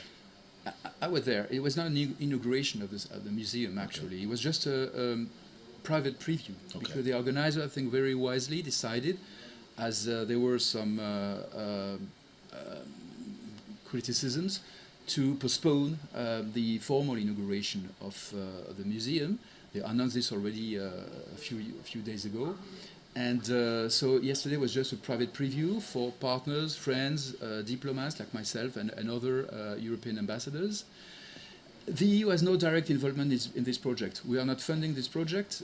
We might do it in the future because we want to partner more with museums and cultural institutions in West Africa and Nigeria, but we have no direct involvement so far. So I came here really to see the advancement of this very wonderful project I discovered last year when I came first, which is a great opportunity for Edo State, for Nigeria, and for West Africa. It's a West African museum. It's not about only Benin or Edo State or Nigeria, even. It's West African. And I must say that the experience that we had yesterday was quite unpleasant and deplorable, because this private event on a private property was disrupted by so-called protesters who came in, allowed by the police, because there was security all around, but they left them in. And they disrupted the whole event. So it's exactly how you scale off. You scale off investors and development partners coming in good faith, to partner with your community. Okay. And Germany, for instance, has invested 8.5 million euros in this project. If now they see that this project cannot operate normally, I mean, the conclusions will be quite clear, not only for Germany, but for all European stakeholders. Fantastic. Let's look at a general issue that relates to the involvement of the Western world in Africa in terms of development, in terms of partnership, in terms of insecurity. Talking about partnership, we're seeing, the European Union, for example, always disposed to giving loans to African countries, Nigeria inclusive. The perspective of these loans being a trap for developing countries, underdeveloped countries. What are your thoughts? What's the Commission perspectives on this? Well, this is a trap where we felt collectively, the lenders and our African partners 30 years ago, and we had at the time to pardon part of this debt, to do a whole work to get out of this situation. So now, through, in particular, our new cooperation strategy, which is called the Global Gateway Strategy, we are very attentive not to fall again into this trap. So we limit the level of indebtedness of partner countries. We give subsidized loans. We don't want to fall again into this trap. And what we are seeing with concern is that African countries, some of them, are falling again into this situation with other lenders, not the European Union, because we've learned from our first experience. So this is why now we work very much with financial instruments, blending loans with grants, for instance, subsidized loans which create revenues for the country, so making sure that they can be reimbursed. So it's really a point we are very attentive to. On a global scale, we've seen the disappearance of peace, so to speak, at the global level. I mean, the Hamas-Israeli crisis there's a ceasefire, there's some sort of agreement, but we're still seeing some measure of violence. We saw recently the RSF activities in Sudan, particularly in Al-Fasher. That crisis is still going on. And these activities or events that are unfolding globally that undermines peace globally, what's your perspective of the fact that it's like the world is hamstrung in terms of dealing with these issues, nipping them at the bud before it blossoms, it flourishes, snowballs into huge crisis like you're seeing now in Sudan. Hunger is there. In Hamas, there's starvation, there's poverty, and all of these issues happening. Why is it so difficult for the world leaders to have a consensus in terms of how they can collectively respond to these issues? Because we have collective rules in the United Nations Charter, international law. And what we have seen over the last 10 years or so is that very important players have not respected these rules. Take the case of Russia in particular. Yeah, Russia and Ukraine. Russian invasion to Ukraine, which started in fact in 2014, then it became full scale in 2022. Then we, from a permanent member of the Security Council, a country which is supposed to be a guarantor of these rules, then it shows that everybody can do anything and violates international law without punishment. And so this is why it's so important, and that is why the European Union insisted so much that all countries in the world had to condemn the Russian invasion to Ukraine. And most countries, including Nigeria, have done that. But others, including large democracies, have not done so.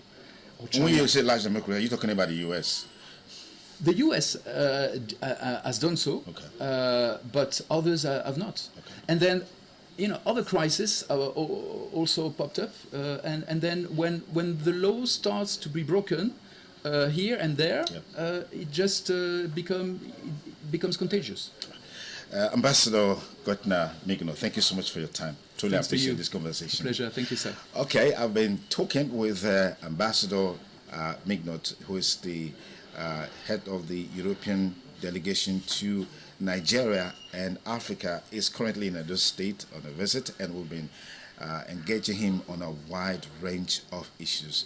Thank you for staying with us, and have a beautiful day ahead. Bye for now.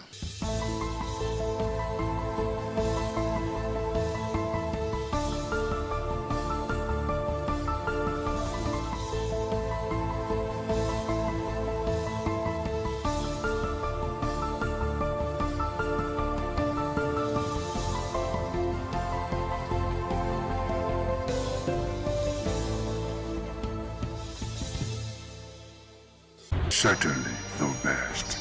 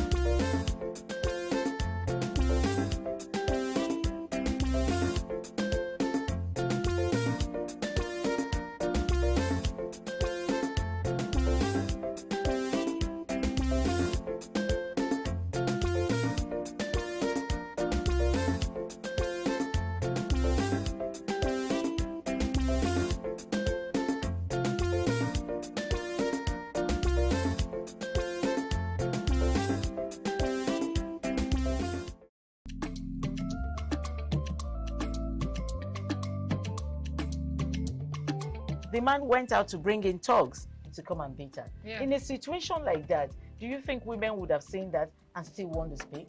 Really, we're talking That's about. what I said. So that's- when they bullied her, Yeah. now, if she's not bold enough, she will shut up. What is your advice for girls out there that are so desperate to be married? We women, we have to be really intentional about our parenting. If you know a child is being abused, or you see signs, a bruise or a child, it has to be investigated. People barely even breathe when they are going for a shrebi and something. Party. You have to be They can't smart. sit If down. you see where they are dressing them or are dragging on both sides, you cannot. You cannot breathe. That's what And these matters. women will stay in those events for hours just to keep up with that beauty trend. Is that healthy? That's not healthy. I am Patricia Uremu Gabriels, and we're reaching you live from our Lagos Network studio. Of course, Women in Conversation is a program designed for women to discuss about themselves.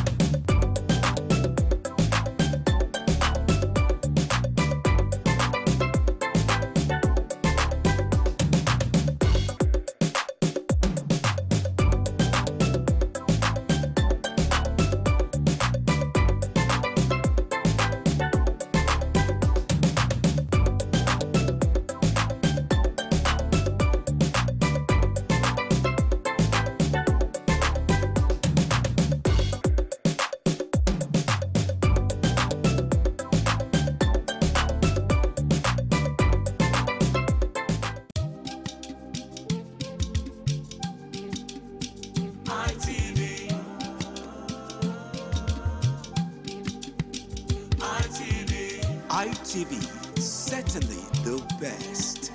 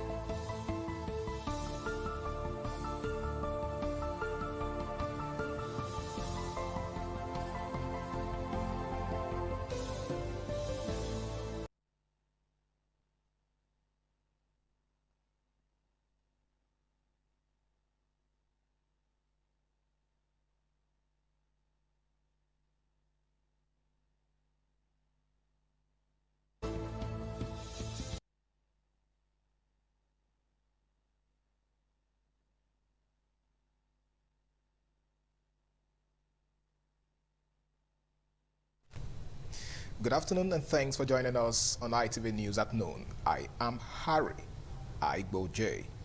President Bola Ahmed Tinubu is set to present Nigeria's 2026 appropriation bill to a joint session of the National Assembly today at 2 p.m.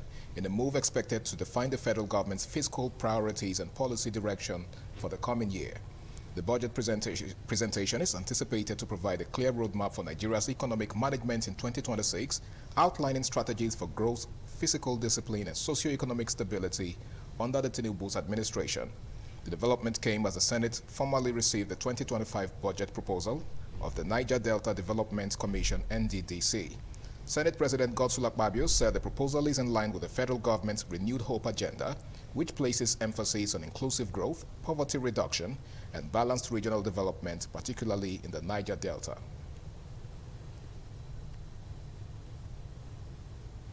President Bola Tinubu has urged governors, members of the All Progressives Congress APC, and other governors to support the proposal for the establishment of state police and implementation of local government autonomy. Tinubu made the call at the 14th meeting of the APC National Caucus held in Abuja on Thursday. He asked governors to back the judgment of the Supreme Court on local government autonomy. According to him, it is not enough that the court has passed the judgment. Allocations for local government councils must reach them directly. President Tinubu also called for greater inclusion of women in the APC National Caucus to ensure gender balance.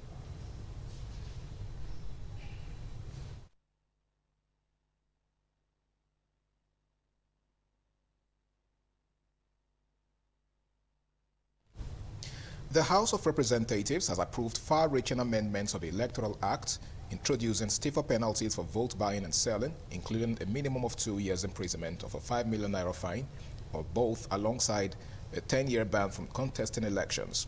The decision was taken during the clause-by-clause consideration of the report of the House Committee on Electoral Matters at the Committee of the Whole, presided over by the Deputy Speaker Benjamin Kalu. Under the amended Clause 22, A and C, individuals involved in the buying or selling of votes and voter cards now face significantly tougher sanctions than previously provided, where penalties were capped at 500,000 naira or a maximum of 2 years imprisonment. The new provision states that results transmission must be carried out simultaneously with physical collation, strengthening safeguards against manipulation.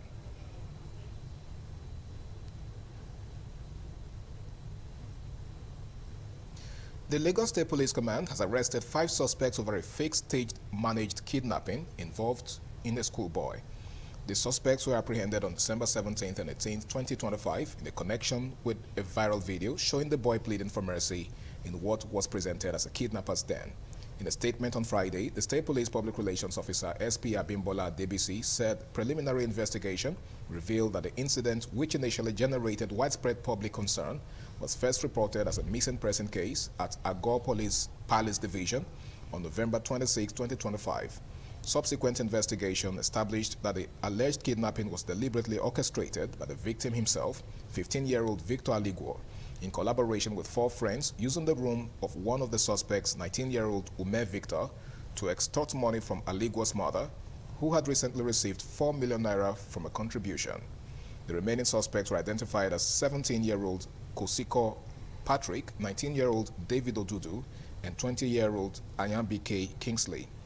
SP Adebisi said investigations are ongoing and that the suspects will be charged to court upon conclusion of inquiries.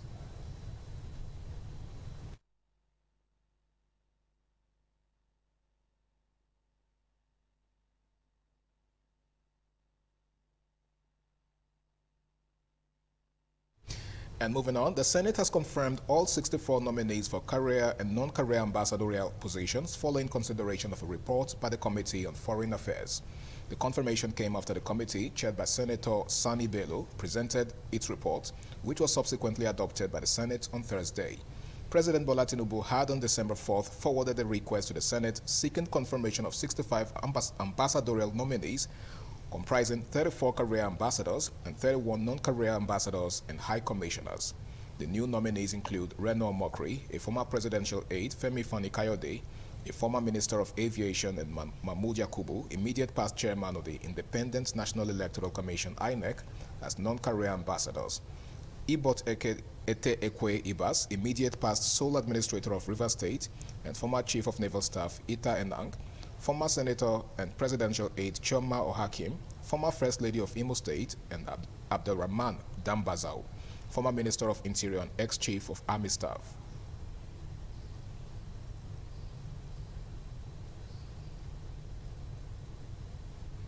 And moving on, the National Agency for Food and Drug Administration and Control on Thursday destroyed illicit, banned, substandard and unwholesome drugs and pharmaceuticals products worth over 55 billion naira in Ibadan, Oyo State. The Director General of the agency, Mujishola Adeyeye, announced the exercise, which took place at a dump site in Moniya, Akinyele local government area, as part of the agency's routine mandate to prevent expired, substandard and falsified medical devices and other spurious or unsafe NAFDAC-regulated products from re-entering circulation. Adeyeye's message was delivered by the agency's Deputy Director, Pharmaceutical Division, Investigation and Enforcement, Papa Lagos, Florence Uba, who explained that the products destroyed included substandard and falsified medical products, unwholesome processed foods and food additives, unsafe cosmetics, counterfeits, and expired NAFDAC-regulated items seized from manufacturers, importers, and distributors.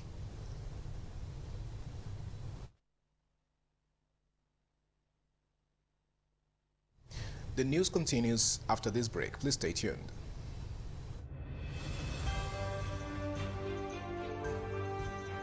As the year gradually draws to an end, it is time to raise our glasses in celebration of the moments that made us stronger and the people who made it all worthwhile. Independent Television and Radio invites our esteemed management and staff and our treasured customers to an exclusive end-of-year dinner party and award ceremony. Date 28th December 2025.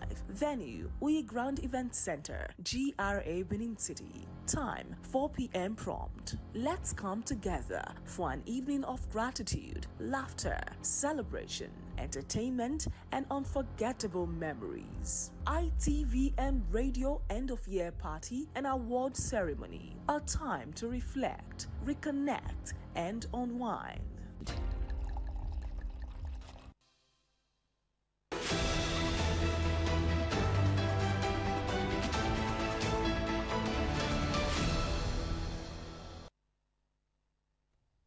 Many thanks for staying put. And talking business now, there are indications that the federal government indebtedness to the power sector will hit 6.4 trillion naira by the end of 2025 from the current 6 trillion naira earlier reported in October, indicating an increase of 6.25%. This came as investigation revealed that the debts, which included legacy debt, was incurred between 2015 and 2025 respectively. The chairman of the Association of Power Generation Companies, APGC, Board Colonel Sani Bello, retired, had expressed concerns over the mounting debt burden, arguing that it was severely constrained GenCo's operation. Bello stated that despite these constraints, power generation companies have continued to make the necessary sacrifice and have kept the national grid running. And in entertainment, Afrobeat superstar Davido will be one of the headline performers at the official kickoff concert of the 2025 Africa Cup of Nations, Daily Post reports. Other artists lined up to perform at the event are French Montana, Douala Layoui, Saiz, and Latiste. The concert will take place at the All-Souci Fan Zone in Rabat on Saturday. It will be recalled that Davido also performed at AFCON 2017 opening ceremony, the 2022 FIFA World Cup draw held in Doha, and the 2023 Professional Footballers Association PFA Awards. Over now to the super exciting world of sports, where Nigeria Super Eagles have touched down in Fez, Morocco for the 2025 Africa Cup of Nations. The players and their officials arrived at the Moroccan city on Thursday night. Eric Chelle's men spent 5 days in Cairo, Egypt for the short preparation ahead of the biennial competition. Nigeria lost 2-1 to seven-time champions Egypt in their only pre-AFCON friendly at the Cairo International Stadium on Tuesday. The Super Eagles are expected to intensify preparation for the AFCON 2025 finals on Friday. The three-time champions are drawn in Group C with the Taifa Stars of Tanzania, Carthage Eagles of Tunisia, and Cranes of Uganda. They will face Tanzania in their opening fixture next week, Tuesday. And that report wraps it on ITV News at noon. Do join us at 3 for another update. I am Harry Aigbo J. Good afternoon.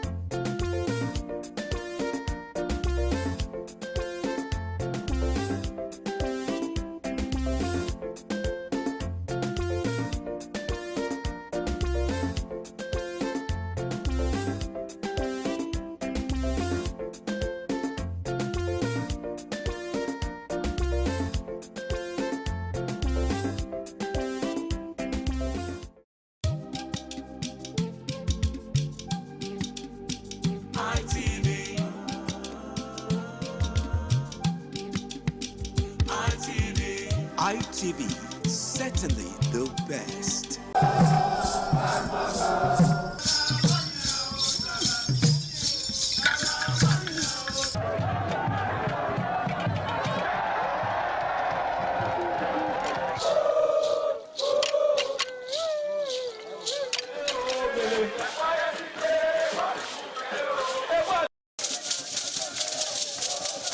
In the evening of the initiation day, all the newly initiated Edion danced to the residents of the Odion Way and also visited some homes of the various senior elders, where Chief Elder Ogbeide Onwonse was very conspicuous, especially at the country home of Sir Chief Dr. Gabriel Osaro Igbenedion with his family on the night of the initiation.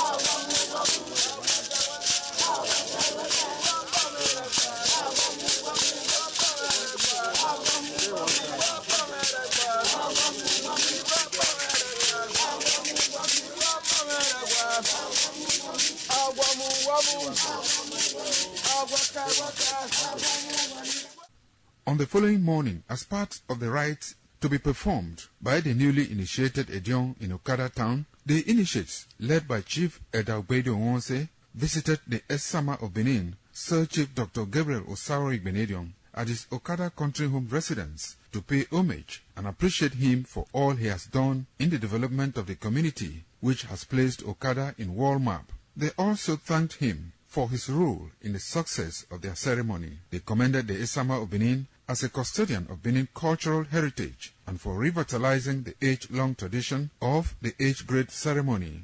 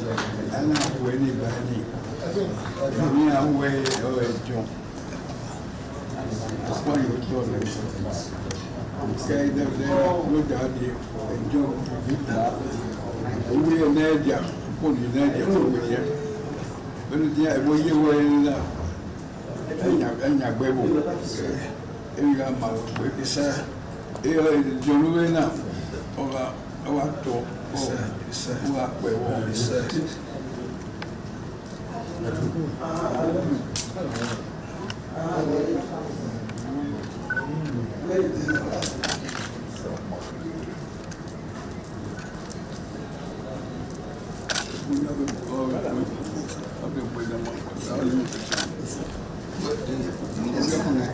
sign what? I'm sorry.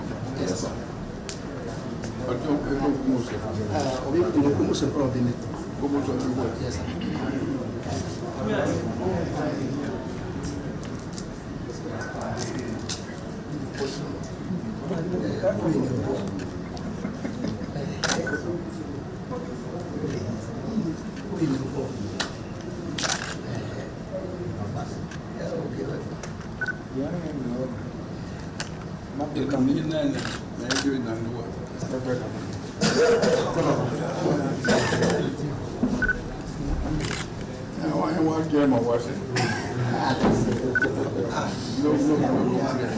Yes, sir.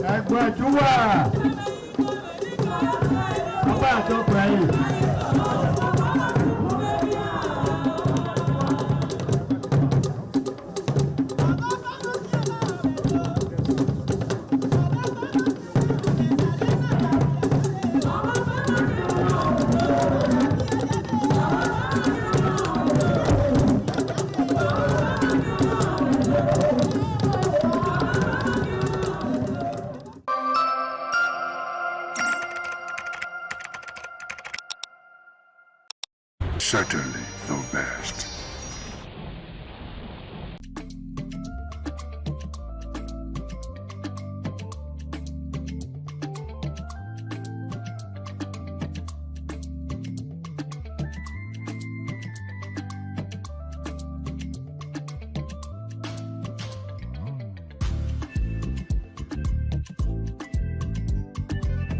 Hello and thank you for joining us on WIC, Women in Conversation, a place where we talk, where we discuss things that are affecting women, where we try to find solutions to those things that you might think there are no solution for, and a place where we discuss men just a little, because we had an argument behind the camera now, a man trying to make sure he sits on our head. But thank God we're able to stand up to him. And we're going to be having a special edition sometime next week or thereabout, where we'll be bringing in a man to discuss with us too as women.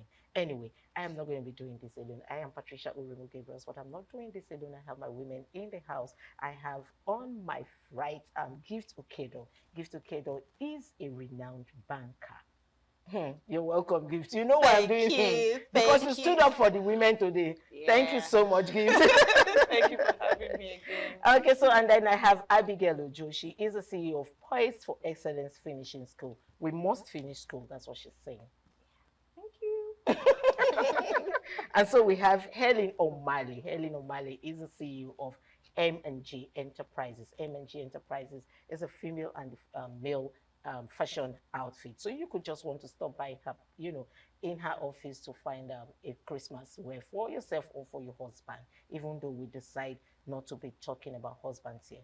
But we just, try to give them gifts because we have the heart of love. You're welcome.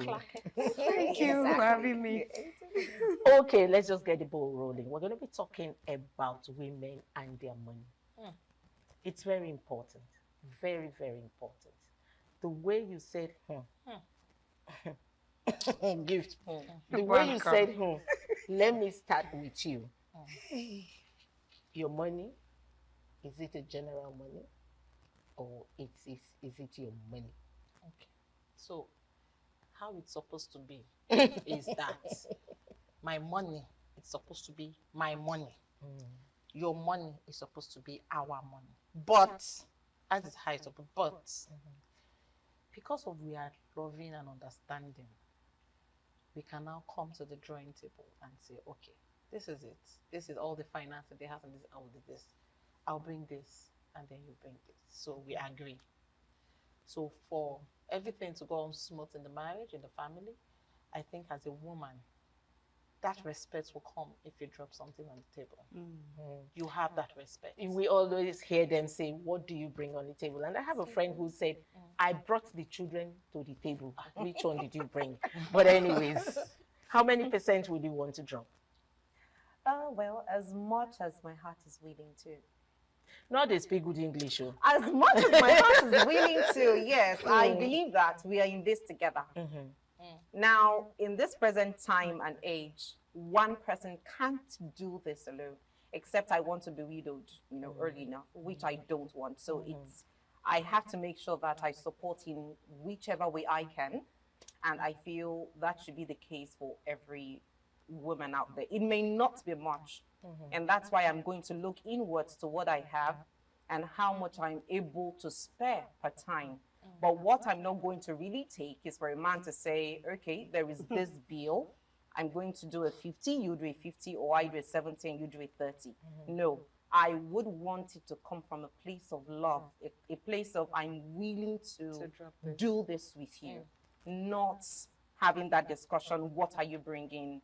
When we begin to do that, I think the man is really coming down from the level where the Lord has placed him. Okay. For you, can you open a joint account with your husband?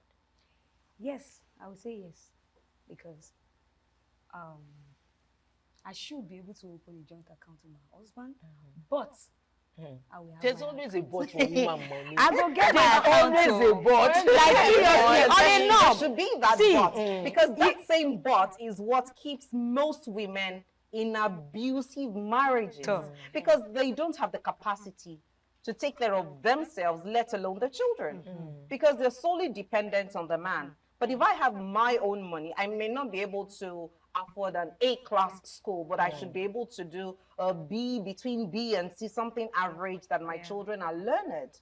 And that's because I have my own money. If he gives to me, oh, lovely. But even in the course of the divorce or maybe separation, for you to say that you're not going to drop anything because we're not together, my children will leave. They will leave well. Maybe better than when we were even together. Okay. She was saying something. Yeah, I said I can.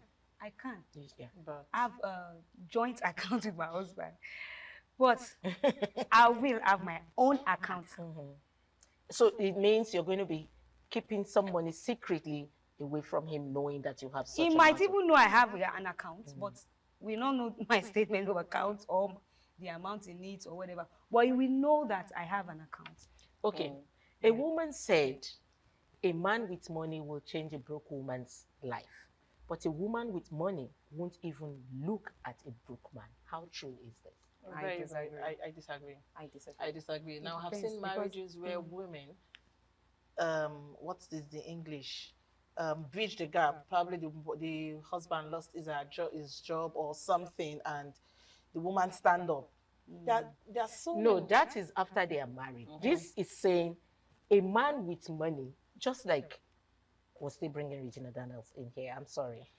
Just like Ned married her. Of course, she wasn't that rich when Ned married her. So this lady is saying a man with money would change a broke woman, probably marry a woman from the street with nothing and change her to become a big girl. We have a lot of examples here in Nigeria. But she's now saying that a woman with money, a rich woman, will never want to look at a broke man. How true is this? I think 80% is true. 80% true. Because, babe, they drive. No, wait. Let's look at it very well. Look at it very well. Okay. Well, I am a comfortable lady. I have my own money and everything. And then you, maybe later if you can't agree, but you can't pass me with slippers. Can say, hi, I love you. First thing, what will happen? I don't understand. From where to where? Who is this? Who is this? Forget. First impression. First impression is who is this? Let's not bring Christianity into this thing now. First impression, I don't understand. See me, see wahala. That's the first impression. Definitely. For me But too. First impression will be, I don't get it. From where to where? But later, you can now start here and you might end up. But your first impression is from where to where. I'm sorry, that's mine. What's your take on that? For me, we all have different views. For me, I believe that beyond what a man stands for, like physically, in the material, what he's able to put together and what he has, that's not what defines a man for me. Yeah, that's why I said believe there is something that drives him, and I may be that vehicle that would drive him to that destination. Yes, I believe that God can use anybody for anybody. Yeah, okay, true. so if he's coming to me in the, should I say, through the path of marriage, and I see that I love him, I can see he has a vision, not just a man who has nothing and is not willing to do anything. If he has something that I'm able to sponsor, I'm able to fund, why not? I agree with you. That's what I said. I said first impression. Yeah, she I said later. She used an example. I said she first said impression. she's driving. Yeah. She's a maid woman. And then one guy just slapping his slippers, passing along the road and saying, hello, I love hello, I think I love you. Can I have your number? First What will the impression. first What? impression Yeah, be? you see the impression. right. Of course, yeah. So that's Excuse me. But Exactly. once we start talking, and then I say, oh, there's There is something more there. to this There's guy. something there. You Yes. just need a push. And Exactly. Fine. Okay, we have had women who have pushed men, yeah, who have built men, because this saying is wrong. I have seen women who had, taken a man from nothing, just like you said, has a vision. Okay, this man has a vision. He has nothing to push his vision. Let me push his vision. And at the end of the day, they bring in a second wife, or they divorce, or they start cheating on her and start saying, you are not even my type. I married you out of pity. We have had such situations. Yes. What's your take on that? What Yeah. would you advise such a woman to do? Well, there's a story, or there is an incident that happened recently. Well, a story per se, because I went through it, and it happens that the lady, she's the one that sponsored the guy. They are partners in Nigeria, and then she's outside the country, and then like that, she now brought the guy to a Western world, and they are there for some time. She works everything. She did everything for the guy, look for job, sponsor everything. He's coming there, sponsor everything. Now it comes to green card, like he wants to get a green card and the rates and all of that. And then she's even determined to do it. Spend all her money. The day they want to do it, that's the next day. She just walked inside and saw the guy making call. She was just at the door, and then the guy was like, the lady was like, that maga, she don't already they do the paper don't already set. Like, now maga now. She don't already do the paper don't set. Like, before you say, I will just agree, we get married. Yes, latest 6 months, I'll bring you over.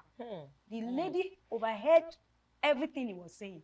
He said it to his wife in Nigeria, that this same girl did not know about. That the same lady that brought him already has a wife in Nigeria. 2 children was like, how is my boy?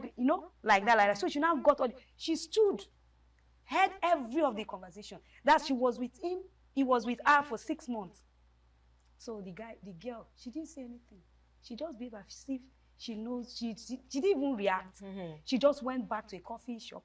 She took coffee for 2 hours. She was there just brooding and all of that. Then the next day, this is what she did. The next day was the interview for the guy to get his green card and the rest. That was how she went and canceled the interview and did everything. And then when he went to do interview, he said, no, the person that is sponsoring has cancelled, and the rest was like, how come, babe, what's happened? And then he was telling, now maybe the maga now. Maybe now maybe the maga where you talk say actually my God. And then she did everything and in fact deport the guy back to Nigeria. Come and marry your wife. Is she right or wrong? Our actions, what are we going to say about it? Is she right or wrong? Is he right? Well, for me, I think she's right. Yes, in that case, I think she is. Being human, she's right. Okay. But a refined human, when I say refined, I mean in God this time around. Okay. I would allow you. But I know definitely you'll pay for it. You can't, yes, you'll pay for it. I won't be the one to beat you to it, but you get paid. I like the way Gift is doing. That's yeah, the way she's doing. What's your take on that? So you will hear all those things, and you will go ahead and give him green card, and you will become the MAGA. Well, no. I'm not saying being the MAGA is whatever now. What I'm saying is it's about me. Okay. I'm responsible for what I do, the actions I take. Whatever you make out of it is on you. And that's why I believe no two women are the same thing. And I think that's why we're here. We have different views. For me, I believe that if I don't do it, well, someone else will. If we've gotten it to that point where you have the interview just for your green card, oh, why not? Please go ahead. But I know within my heart of hearts, you will get paid. Where are you So, from? Please, sorry, I want to ask her a question. Because if a man find out that he is the MAGA and you are using him, he will stop it. I know. But the thing is, one thing that has driven me to this point is, if it messes up with my peace, it is pretty expensive and I cannot afford it. Before we go on a short break, we're going to be going on a short break. I need to know where you're from. I'm from Osun State, Here in Nigeria. Here in Nigeria. It's nice meeting you. Anyway, let's go on a short break. We'll be right back. Please sit.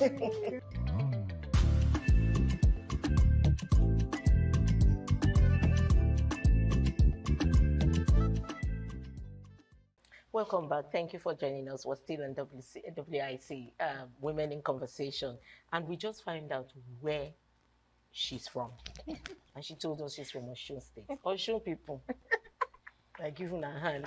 Anyways, that is your perception, Yes, how you want to deal with that problem. Yes. Okay. How would you have dealt with it if you were in the shoes? The same thing she did, the woman did. I would stop. Since I'm the MAGA and I don't want to be a MAGA. There's someone telling you you're an idiot and you don't want to be an idiot. So I will tell you I'm not an idiot. And then I will stop it. Go look for another MAGA and another idiot to give you that green card. Because you actually disrespected me. That is what it means. You think I'm foolish. You think I'm a fool. And then I have to let you know that I'm not a fool. Do you understand? You think you are wise. I have to let you know that I'm also wise. So you cannot use me and dump me, because that's exactly what he's trying to do. You don't use and dump. That is the highest of being disrespected. Yeah. Do you know that you can actually complete that process? And let him get the then green he will card. now love you. No. I'm done with the love part. I just want to do the natural thing we've been doing, the physical stuff. Complete it, fine. But I would get to a point where I would let you know, I heard so and so conversation on this day at this time with this person. And you know, there is this fear that grips the guy more than denying him the interview. Like, you mean you had all this information right with you and you still went ahead to do that? It means there is something deadly inside of me that I not, probably show. Sorry, on that aspect, some guys, they are the ones that will think that way, my sister. It's just some guys that can think that way. 2%. It's not all, my sister. For me, on that aspect, as a Christian that I am, I will forgive you. But After you see giving that the green card. no, You will not give green card. I will not give the green But card. I will forgive you. I will forgive, normal, Exactly. forgive. But you know, sometimes we usually say we forgive and then forget is Oh, no. something very, very. So I will always have the, you know, see you around, see, you know, stuff like that because you are in my care over there. So seeing you around is something that I will not be able to take. So I will have to send you back. Go and stay with your companion that you are doing the magazine. I like the way she said it, send you back. You know that will actually scar the woman for life. Because she would not be able to trust She will not be, she will not be stable. Do you understand? Okay, so you know what we're talking about that brought us to this? Yes. The woman and her money. Exactly. Okay, now the woman is the one that made the money Exactly. and, you know, helped him. And now he has disappointed her. Do you think that kind of woman would want to trust any other guy who doesn't have money and say, okay, let me build with this person? I mean, he has something up there. Let me, you know, sponsor him building. Do you think she will want to repeat that again? She may not want to, but she shouldn't rule out the fact that she would still meet someone who would still come in that same light. And that's one thing. Like I always say, life has a way of testing your values. You preach this, you talk about this, you say this, you get tested for it. So if you say I'm the patient type, it's not you saying I'm patient. It is you acting out that patience when life is ready to test you. So for that lady, from this story, it means she has her own money. I can decide to relocate from wherever the guy is. It's your life, well, maybe I played my part and that's the end. I move on because I have my money. All right. Yes. We would like to find out from you viewers what you would have done if you were in such situation. I would have brought him back. Take him away from Nigeria. Safe. If there's another place to take him to, trust me, I would have done that. That would have been my decision. Anyway, let's leave these women and money because I'm sure the men that are watching will be like, women with their money. Nobody sees their money. You see our money. Exactly. Sometimes we go to the market, we buy foodstuffs without asking you for money. Exactly. So you see our money at all times. Do you know that our money has actually, we spend it on our on the family more than ourselves, because it's shopping for the children without asking for it. Without asking for it. Yes. We buy things for you without asking. We buy things, we take care of ourselves without asking, and you are supposed to take care of us. Because if I go out and I'm looking all good, your husband is taking care of you. I'm giving you respect. Honor. I'm bringing honor to your Exactly. name. So you know, our money is also, we're also using it to take care of you. So it's our money. It's everybody's money. Okay, let's move on.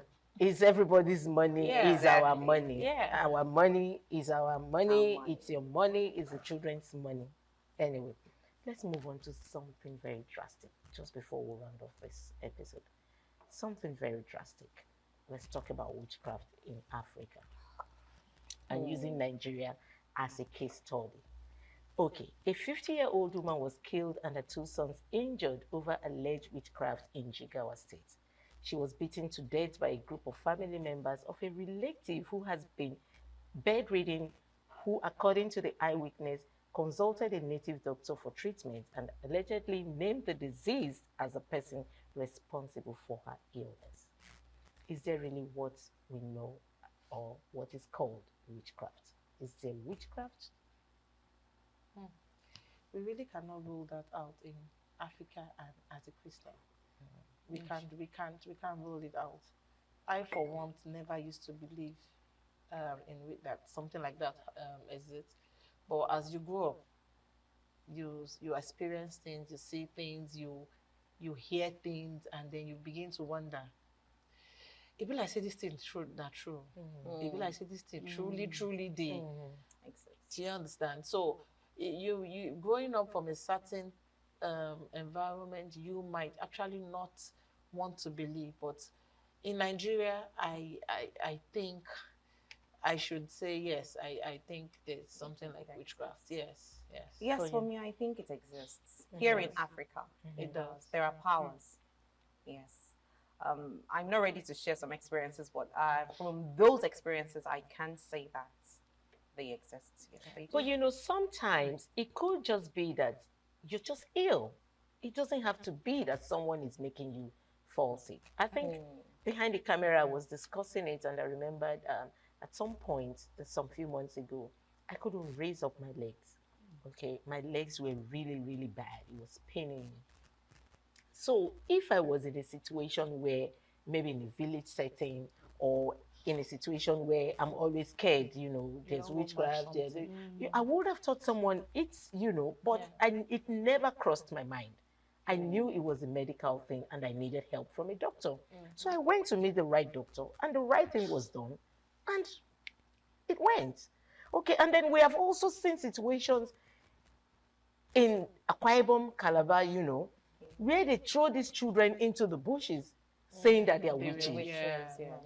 And then we know the white woman from the US who came and rescued them. Yes, thank you for reminding me her name. She rescued some of these children. Some of them are graduates now. Some are living with her in the US. If there's witchcraft, why didn't they kill her? That's my question. If there were witches like the society claimed, why didn't they kill her? Kill the same woman or the woman that helped her, yes. And because I think because they don't believe it over there, kind of, and we here, we feel these Western people don't believe it as well. No. We Nigerian or Africans, we feel those people there, over there, that came to rescue the children. Yeah. We here in Nigeria, we believe those people over there, that's the white woman that came. They know better. They don't believe such. So she now came as, should I say, to rescue these children in her own perspective, the way she understands this. This is not what it's supposed to be. We don't believe in this kind of thing and all of that. I feel that's one of the reasons. And they cannot just do that to a foreigner here in Nigeria. It's not right. You know, this particular topic, witchcraft is not something maybe sometimes you do physically. It is under a spiritual stuff, maybe atmosphere or something like that. And so sometimes people don't even need to see you physically before they do this thing. Because we hear them saying it to them abroad. Exactly. I've heard stories, I've seen a whole lot of stuff. For me not to believe that witchcraft exists, it does. But one thing I stand on, and which I've held on to for years, is the Bible says, if your ways pleases God, He will make your enemies to be at peace with you. Exactly. So witchcraft to me, they're like my enemies. And if my way pleases God, He will make them to be at peace with me. Thank you. Thank you. But thank you. Fine. But I am still asking. That woman. That same. The children. Yes. The children that were rescued from the bushes, they were thrown into the bush because they believed they were witches. Yes. And they were left in the bush to die. Okay? Yes. They didn't die. And someone came from the Western world to rescue them. Some of them today are doctors. I follow the stories. Some of them are doctors. Some of them are living in the US. Some of them are doing so well. Why didn't they harm this woman? Okay. Now I get your story. Now I get it. Well, for me, I believe that those children may not even be, they may not be witches. Now, for a community to do that to their children or any particular child, it tells you that that community is a cake and far from civilization. Even if you have a child, okay, let's say, for example, we've actually noted, we've tested everything, and we can tell that this child is a witch. For every civilized community or environment, they would take the child to probably those who can help cast out the demons and do stuff like that. The fight is not against the child. It should be against whatever demons. So they should take the child to the authority in charge of that instead of throwing them away. So that community first is archaic. They are far from civilization, and I don't think we should be expecting so much from them. Really. Okay, then, how do you now identify who, according to you, is a witch? Well, it's a spiritual thing. It's a spiritual thing. It's not something. There are so many people that they would interpret this thing in different ways. Now, there are some people that you don't hate them, but naturally you don't just like them. Now, when you don't vibe together, when you don't move together, they believe, for this person not to like me, she must be a witch because I carry light, I carry God in me. You don't know you carry something else inside of you. You understand? So for me, there is no free template to say when you see this, then it means this person is a witch. No. And for that community to have killed that woman, if we bring it to the religious setting, you will hear a few religious authorities say, even the Bible says, suffer a witch not to live. Okay, so you are saying, which I don't agree with. Okay. Yes, because God coming to, Jesus Christ coming to save us. He came for everybody, regardless of who you've been. A witch, a wizard, a prostitute. He came for everyone. So he came to destroy those powers working in you. He loves you as a person. That witch is loved by God. But he has come to fight that power behind that behavior, or maybe whatever it is that we are doing. So if let's even say those children be thrown away. Now a white woman have come to rescue them, and they're doing so well now. That only points to one thing. Those children are not witches. We're going to be rounding off by your talk. What do you think? Or how do you identify a witch in 1 minute?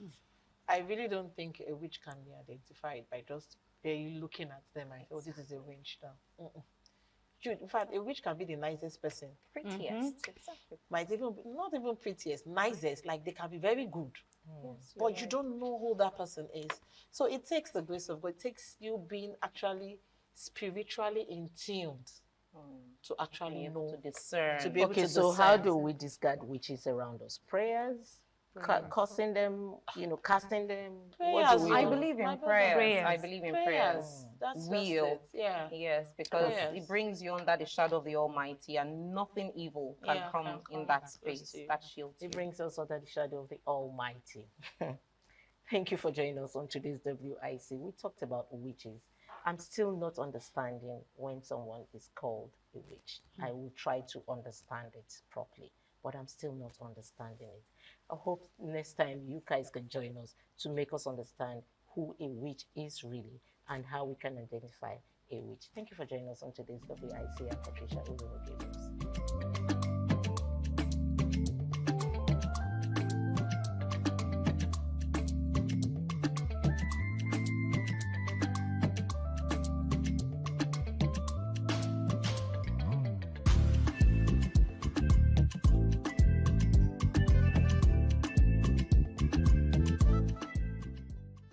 Certainly the best.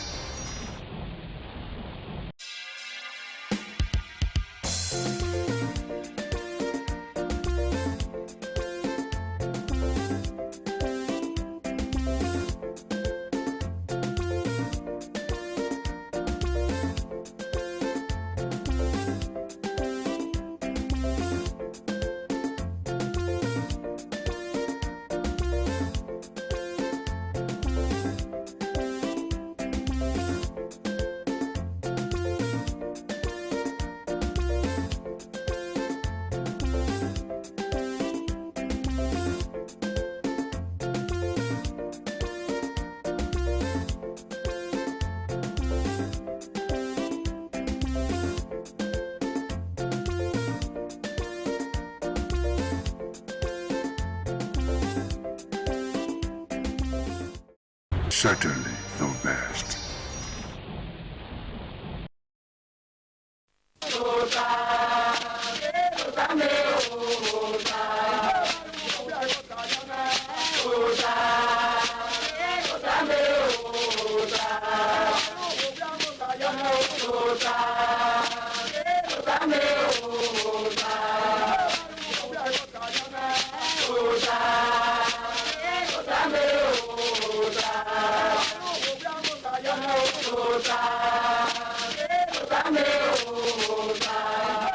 Oya bota now.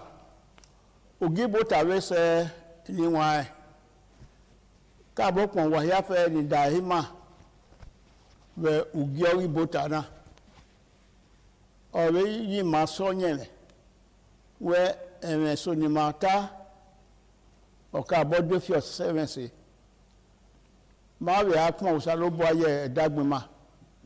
Edi ma we ni hunu wa ni wan. We Ewen mata awi mwese katikati no dekan imuno tuewo sabo amolo ari ma ya fe bota de na ni wa ode kan ugie na ya do pona kate no ka bo wa kan gwa ma te eyupo ro edo ya fe no bado no gwa gwa yo ori ma ro temege pastor Calvary hunamure iye do no wo wa bidata wa bidan wa be ne ge kai ofun igbo sa oba gwo yaro oba atokpe ise me sa obo sa je do yero no re do ba yo ka e do ya fere we go to wa ya o oba atokpe ise eni ma gwa ka ni wa o ugie o upona be na ya do he unda ewa ma oladiane okeke na uta ni wa meke na we na ya mugbe igwe eino wo igwe wedo wa igwe ha igwe oke ya ege nedo ya wepo sarudazi ya wepo wenika ya wepo oba ya no ya fere ya pon me ewi ya fere do wi morio ya soto ewi ya fere na ru we aware ukiwe ba na yin ma mu poyi umu be so owogo no kwa enu na ya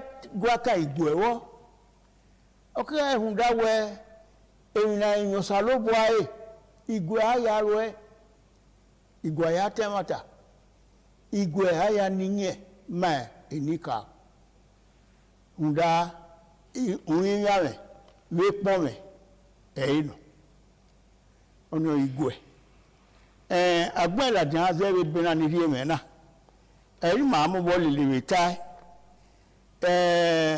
ìpẹ́jù ìwé náà wọ́ ọ̀nàrà ògì rọba uwẹ́gbà àyànnàdó ẹ̀ àwíkàmì èyí àwàrà rẹwà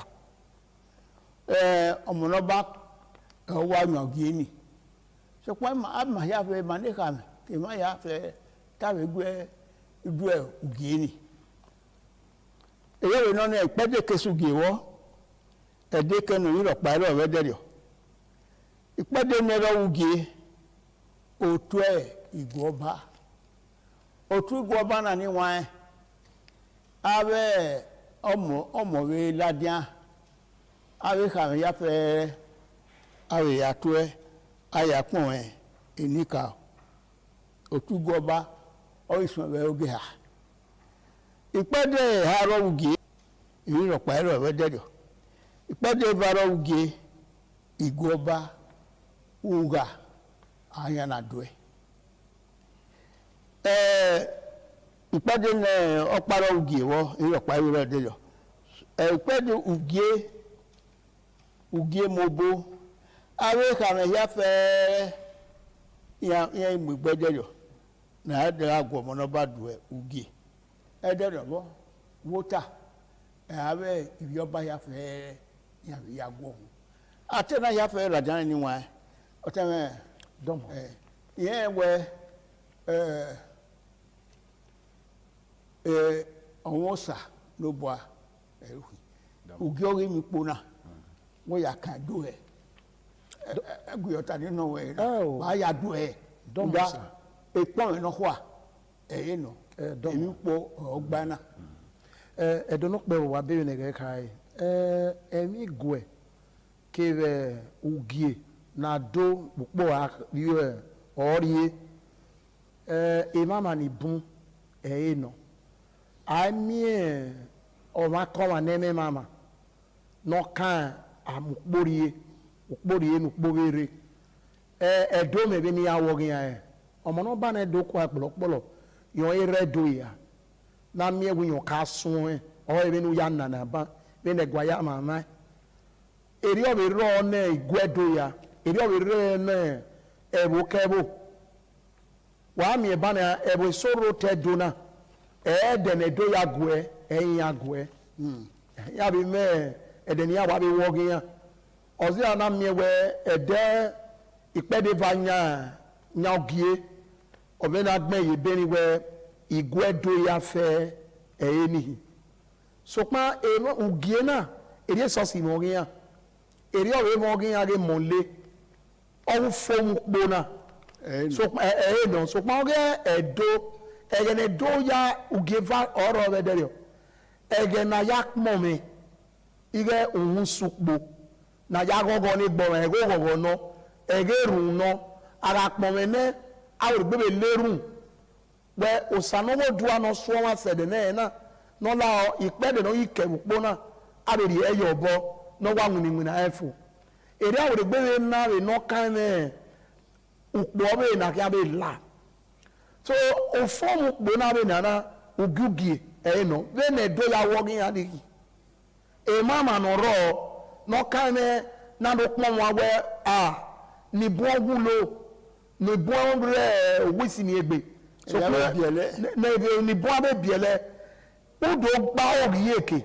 ya ga me no ro no tori enwo o gege o dekun nu gbeje ohun kenu ya o mie no salongo dua ona gba ori we o mana o sun pa be mana wa iwe ni ukmo mo salongo dua we me ro be de na unda e mama na ya puedo rade e omo no ba ku apolopolo no no ya sun mama na ko we o ke kina ri ege yo to pupo ari na ya lerun na ya pon me ne do tie igwe emi gun ne do ya we e mama na o ge ukpo ki aso to na be ni kataba be ne do me ma eri mo le mama eri owi yayi mama da do deno ami porie no tukotu ne ebokebo ne iyayi ki yayi na ne ugie no kan mi pon me be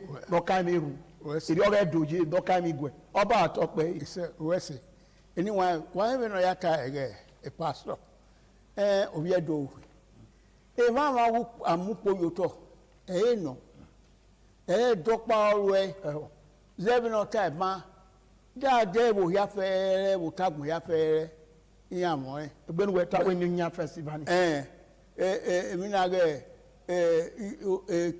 wo tagun ya fere ka na bo ukiwe va wupo aya mo yoto wo za na ro yi we unhu soy zebino type ma ukiwe va ni awe ya mama nda edome uwu kan no ladin emi ya fere na ri epon no saloboa wa ya ri epon no saloboa be ni kawe gbosa wa adako de kwere alule kia gbosa ya defie gota ya defie o we ave wo wa we uge gbe we ri uge ege we to bu we no da o mi na o ria ohun mi ofewo we to bu we ohun mi ofewo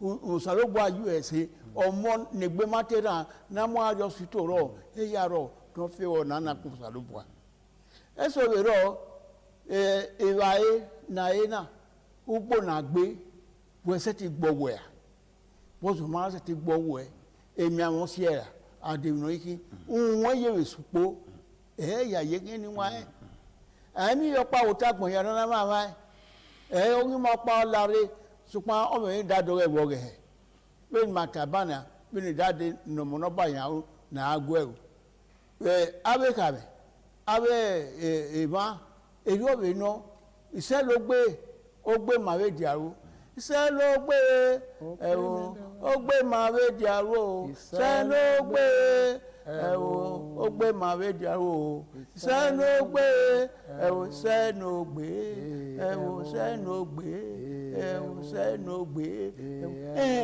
ma dia pona di ma be dia e yo ga yin wa ya fe idami mana e ma mi hu da mana ta na nia a mi ga ya mo gbe bo no ma te mo gbe we mi aye mi po wi bo sun wi mi e na mi da ni o sa lo bo ama ma eni ka mama o ta gbo ya mama we gere na aru yupo awe neru nu won ma so we no ma ka bie yi udo bie dukiru na bie yi upo na no oho we no ga July oho we no ga March oho we no ga January upo na e no umi omo bie uri omo we we mi ala oda we to buwe we mi ala oda de we be oye ugbebe uri e umi unladian wo wa ni eze boyo wa ka bo pasi esese se ogogo no oye upo na e dan ni ru ìwà ladian o sense ima fe mala odeke e ya fe aro wupo bo ko dan ni we mi ni we na se tin mu ladian de no mana we de fiofo no biara rupo na wa gba ni o ge wo lo anu o ezo na yero da ya neru nupo na upo de ma so po na upo de ma ya se upo no gbo ni wa Ọlọ́run ni ma mi upo no ya fo na ma ye mi upo no de ayin no salobo ayin ni ka de na mi upo yi o te me pa so ihonu nu yo we babo gere ebu na mi upo ete wa mi we ipon me na bi gue na do de ba upo akin asupo agba ori eke na ya we igbina woko yo logo va ya nuwe lagbera be dame we na se ti mu so udori ekmo me no sa uri ekmo me ne gbo enu ri onwe we no nya ma ekmo mo uwe ekmo mo salo gba ju nwe we e dame uje o so wa e na we mie e ma no si awe de yo to na wa wu enyenu we on e no sunu e bo we no sunu we na mo ga e bo e no ke na pon sa ba no ben we tai ba no ga re bi no wa Adam kekebe Eve odowa me ya Ivana so aboya smagmo iya ke obi o me Ivana ga tie Cain kekebe Abel ukpogiri o to we na don do na di emire to ya mo me be ya mo me wi ya we baba we se wu me ye se pona okpa bo na ga ogbugbo no pa na ga so won da do we na di emi no mere ni ado akpon me so pon kiyan ne no dion no e Cain o ma igwa lo do ga ni se we na ne baba habani ya we uwe bia gi mie ebe ne ni gangbe na ya be me da we nyupo o me so go dan we kin uda aro ke kan we me ni we pomo salobo ayo ni gio ni su wo ken ama mu ekpize yo wa sa lebe uda ebi no wa ka we o be mana aro wi o aro wi o ma se aro wa ni ya na fon uda e ma so ga me gbe e dozwa ye danyo zo munda igo ni ro so po we na mo oege we te doge ba woni se ni ego ni me ekpo na la imani lu egbera ma mi na ye no sakwa ye ga lu ogozo e be no ka wo ke kina ro wi o munda ego eni oyi o oma ogo e so po ma bugbo be oyi o ma mi na ye fun a we do a lo we na elede nlele ke no zunu yi elede ro emeso amego ihe moko no sisemede ora o se siga no packet no sisemede o danyori agbo a on nebi gbo ayo bi gbe ke no na danu de we efe so ogozu no ogesi ono ze ne ebi no wana ka okeki na aro wi o uda o ma no to tana o enegbe ona o eno lagbera ona o ekeni ekede ori epon wo vigwe yo to o mira o o ma do bo mi o e agbonro e na so ro mi awa so asokito ero paro baba imaye me nwa se na de asokito ya tu ma igi se ba nwete bo okpi ana eti na aro emiki na aro alimo na aro apo na aro e bread na aro o ma mi nu yae ona ga da me we mo na wa gwe wo wa ni iwa lo lewa o mie o ma mi nu yae we no mi nu yae ni egbera won emi we akpon me yi no e mo so wonye me no e be so ro no wa me go na we was we na so anyo emi ati table na vi anyo yi na ti ba anyo wa gbare wa we age we igwe mi anyo pera me o ma mi nu ya dai onyo ze we unwe ga supo ka pon salobo ayunwe igwe mi 2025 we mi 2026 e be so ro no ma se ba o deke kan we aye ko ni ere ba ni ola ya yo wori ni re e ba ni ola ya yo ni chanire e ba ni ola e fiva no we na mi hu ori wo ma be o ma mi hu ama mi enso eni ya we akpọ me o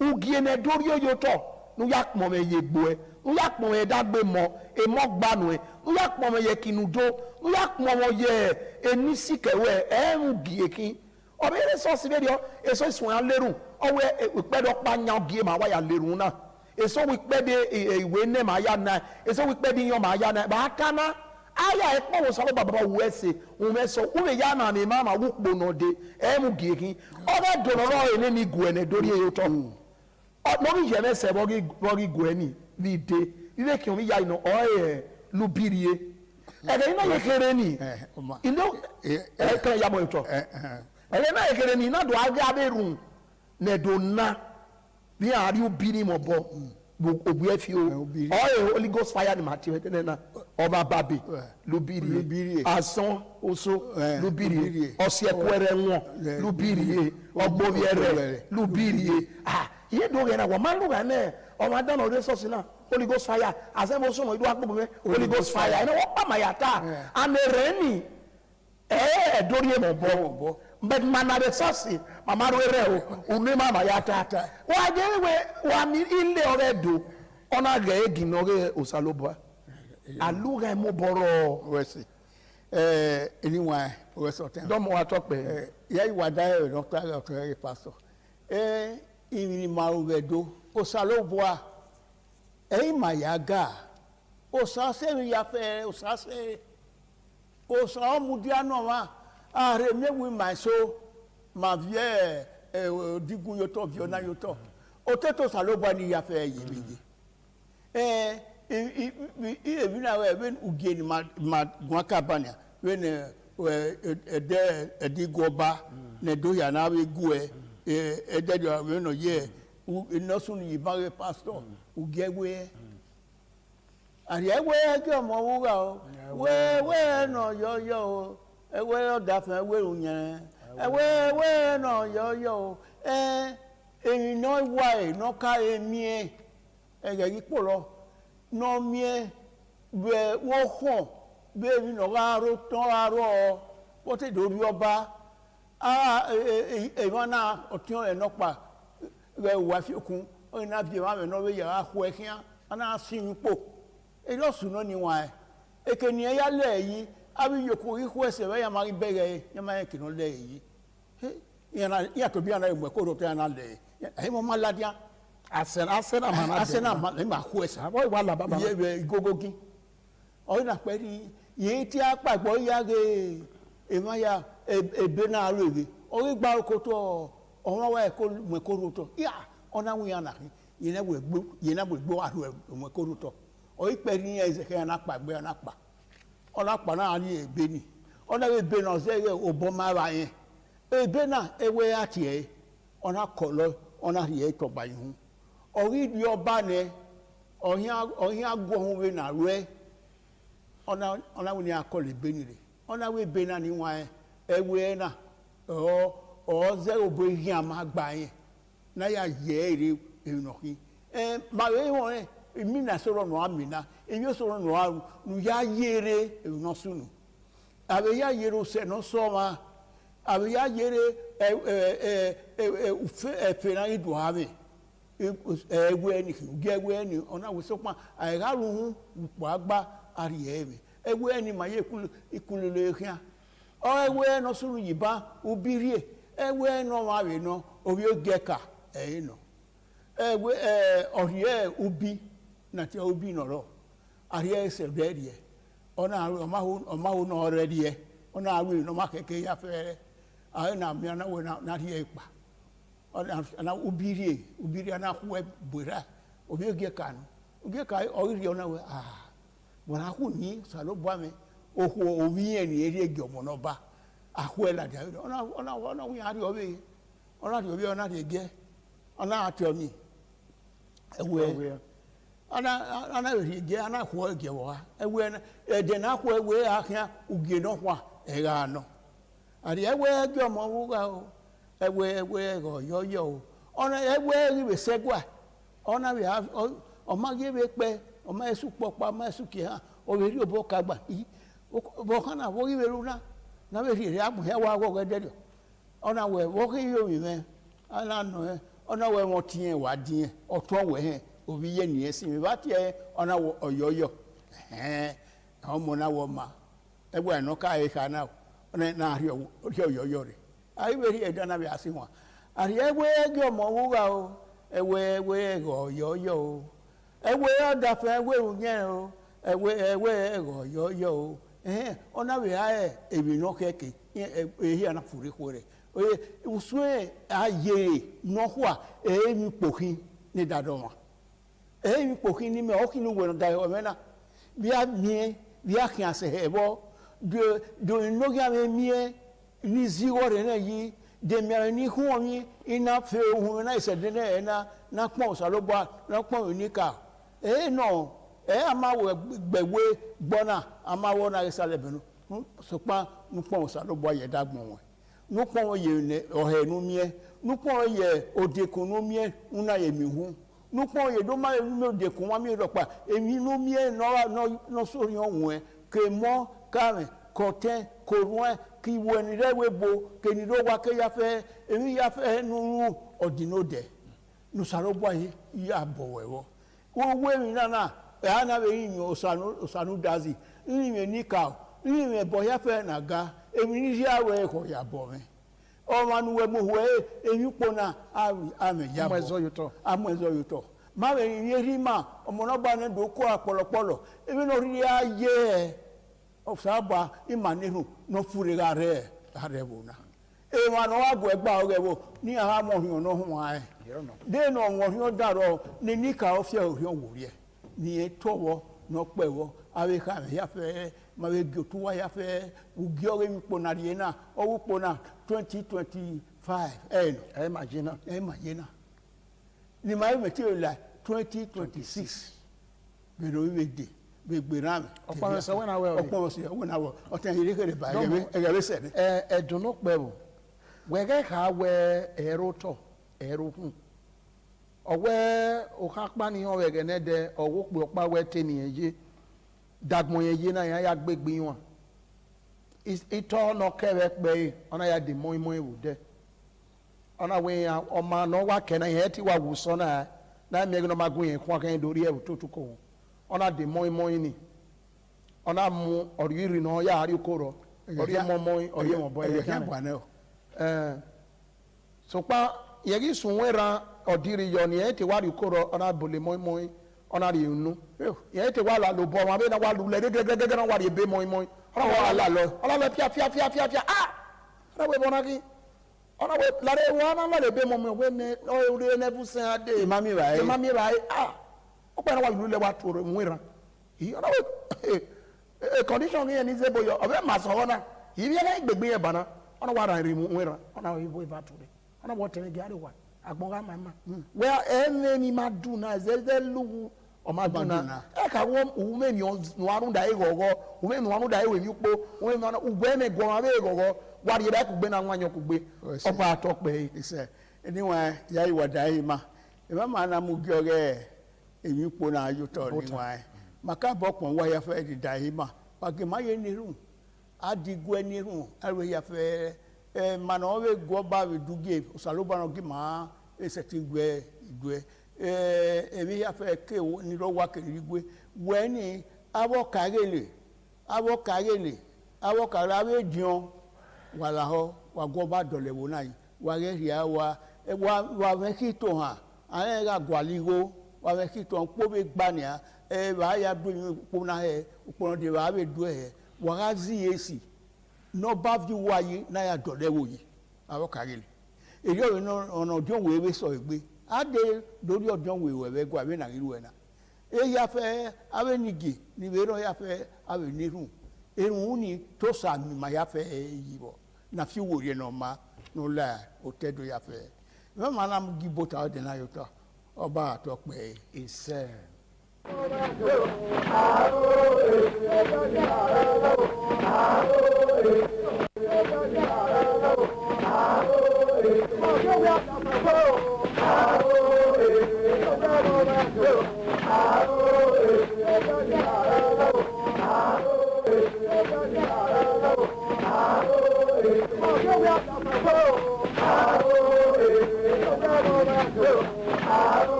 Certainly the best.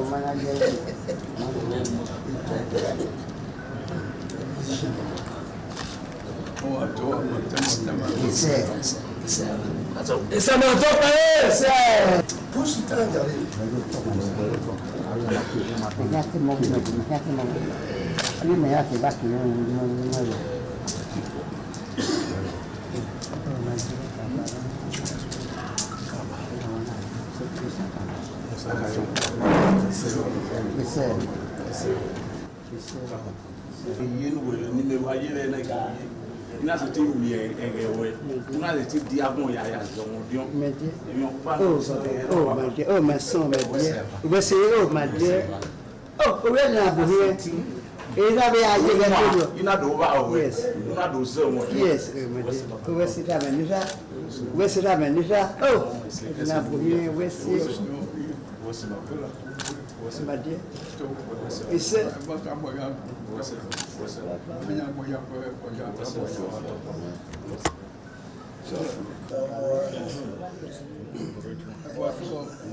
comment c'est papa de voici quoi voici ça m'a toqué ici oh mais so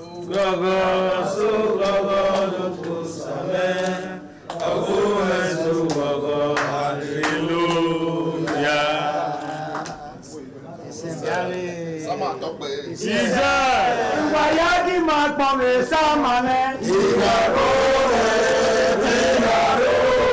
Wayagi makpame samane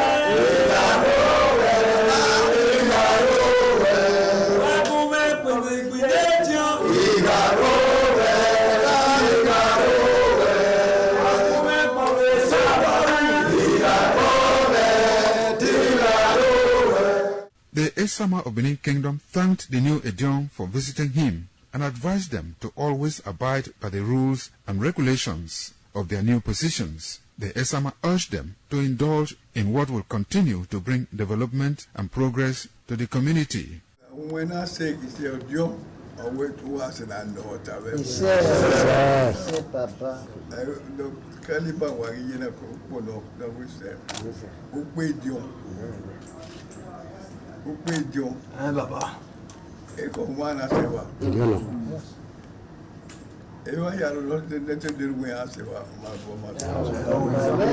I will wait in it. A joking. Hey, Jonah will. Hey, Jonah, pull up. Hey, Jonah, Nuria, he said, why we go back? But John, we got that in and I had that for you. Why we go out there when I'm no matter of the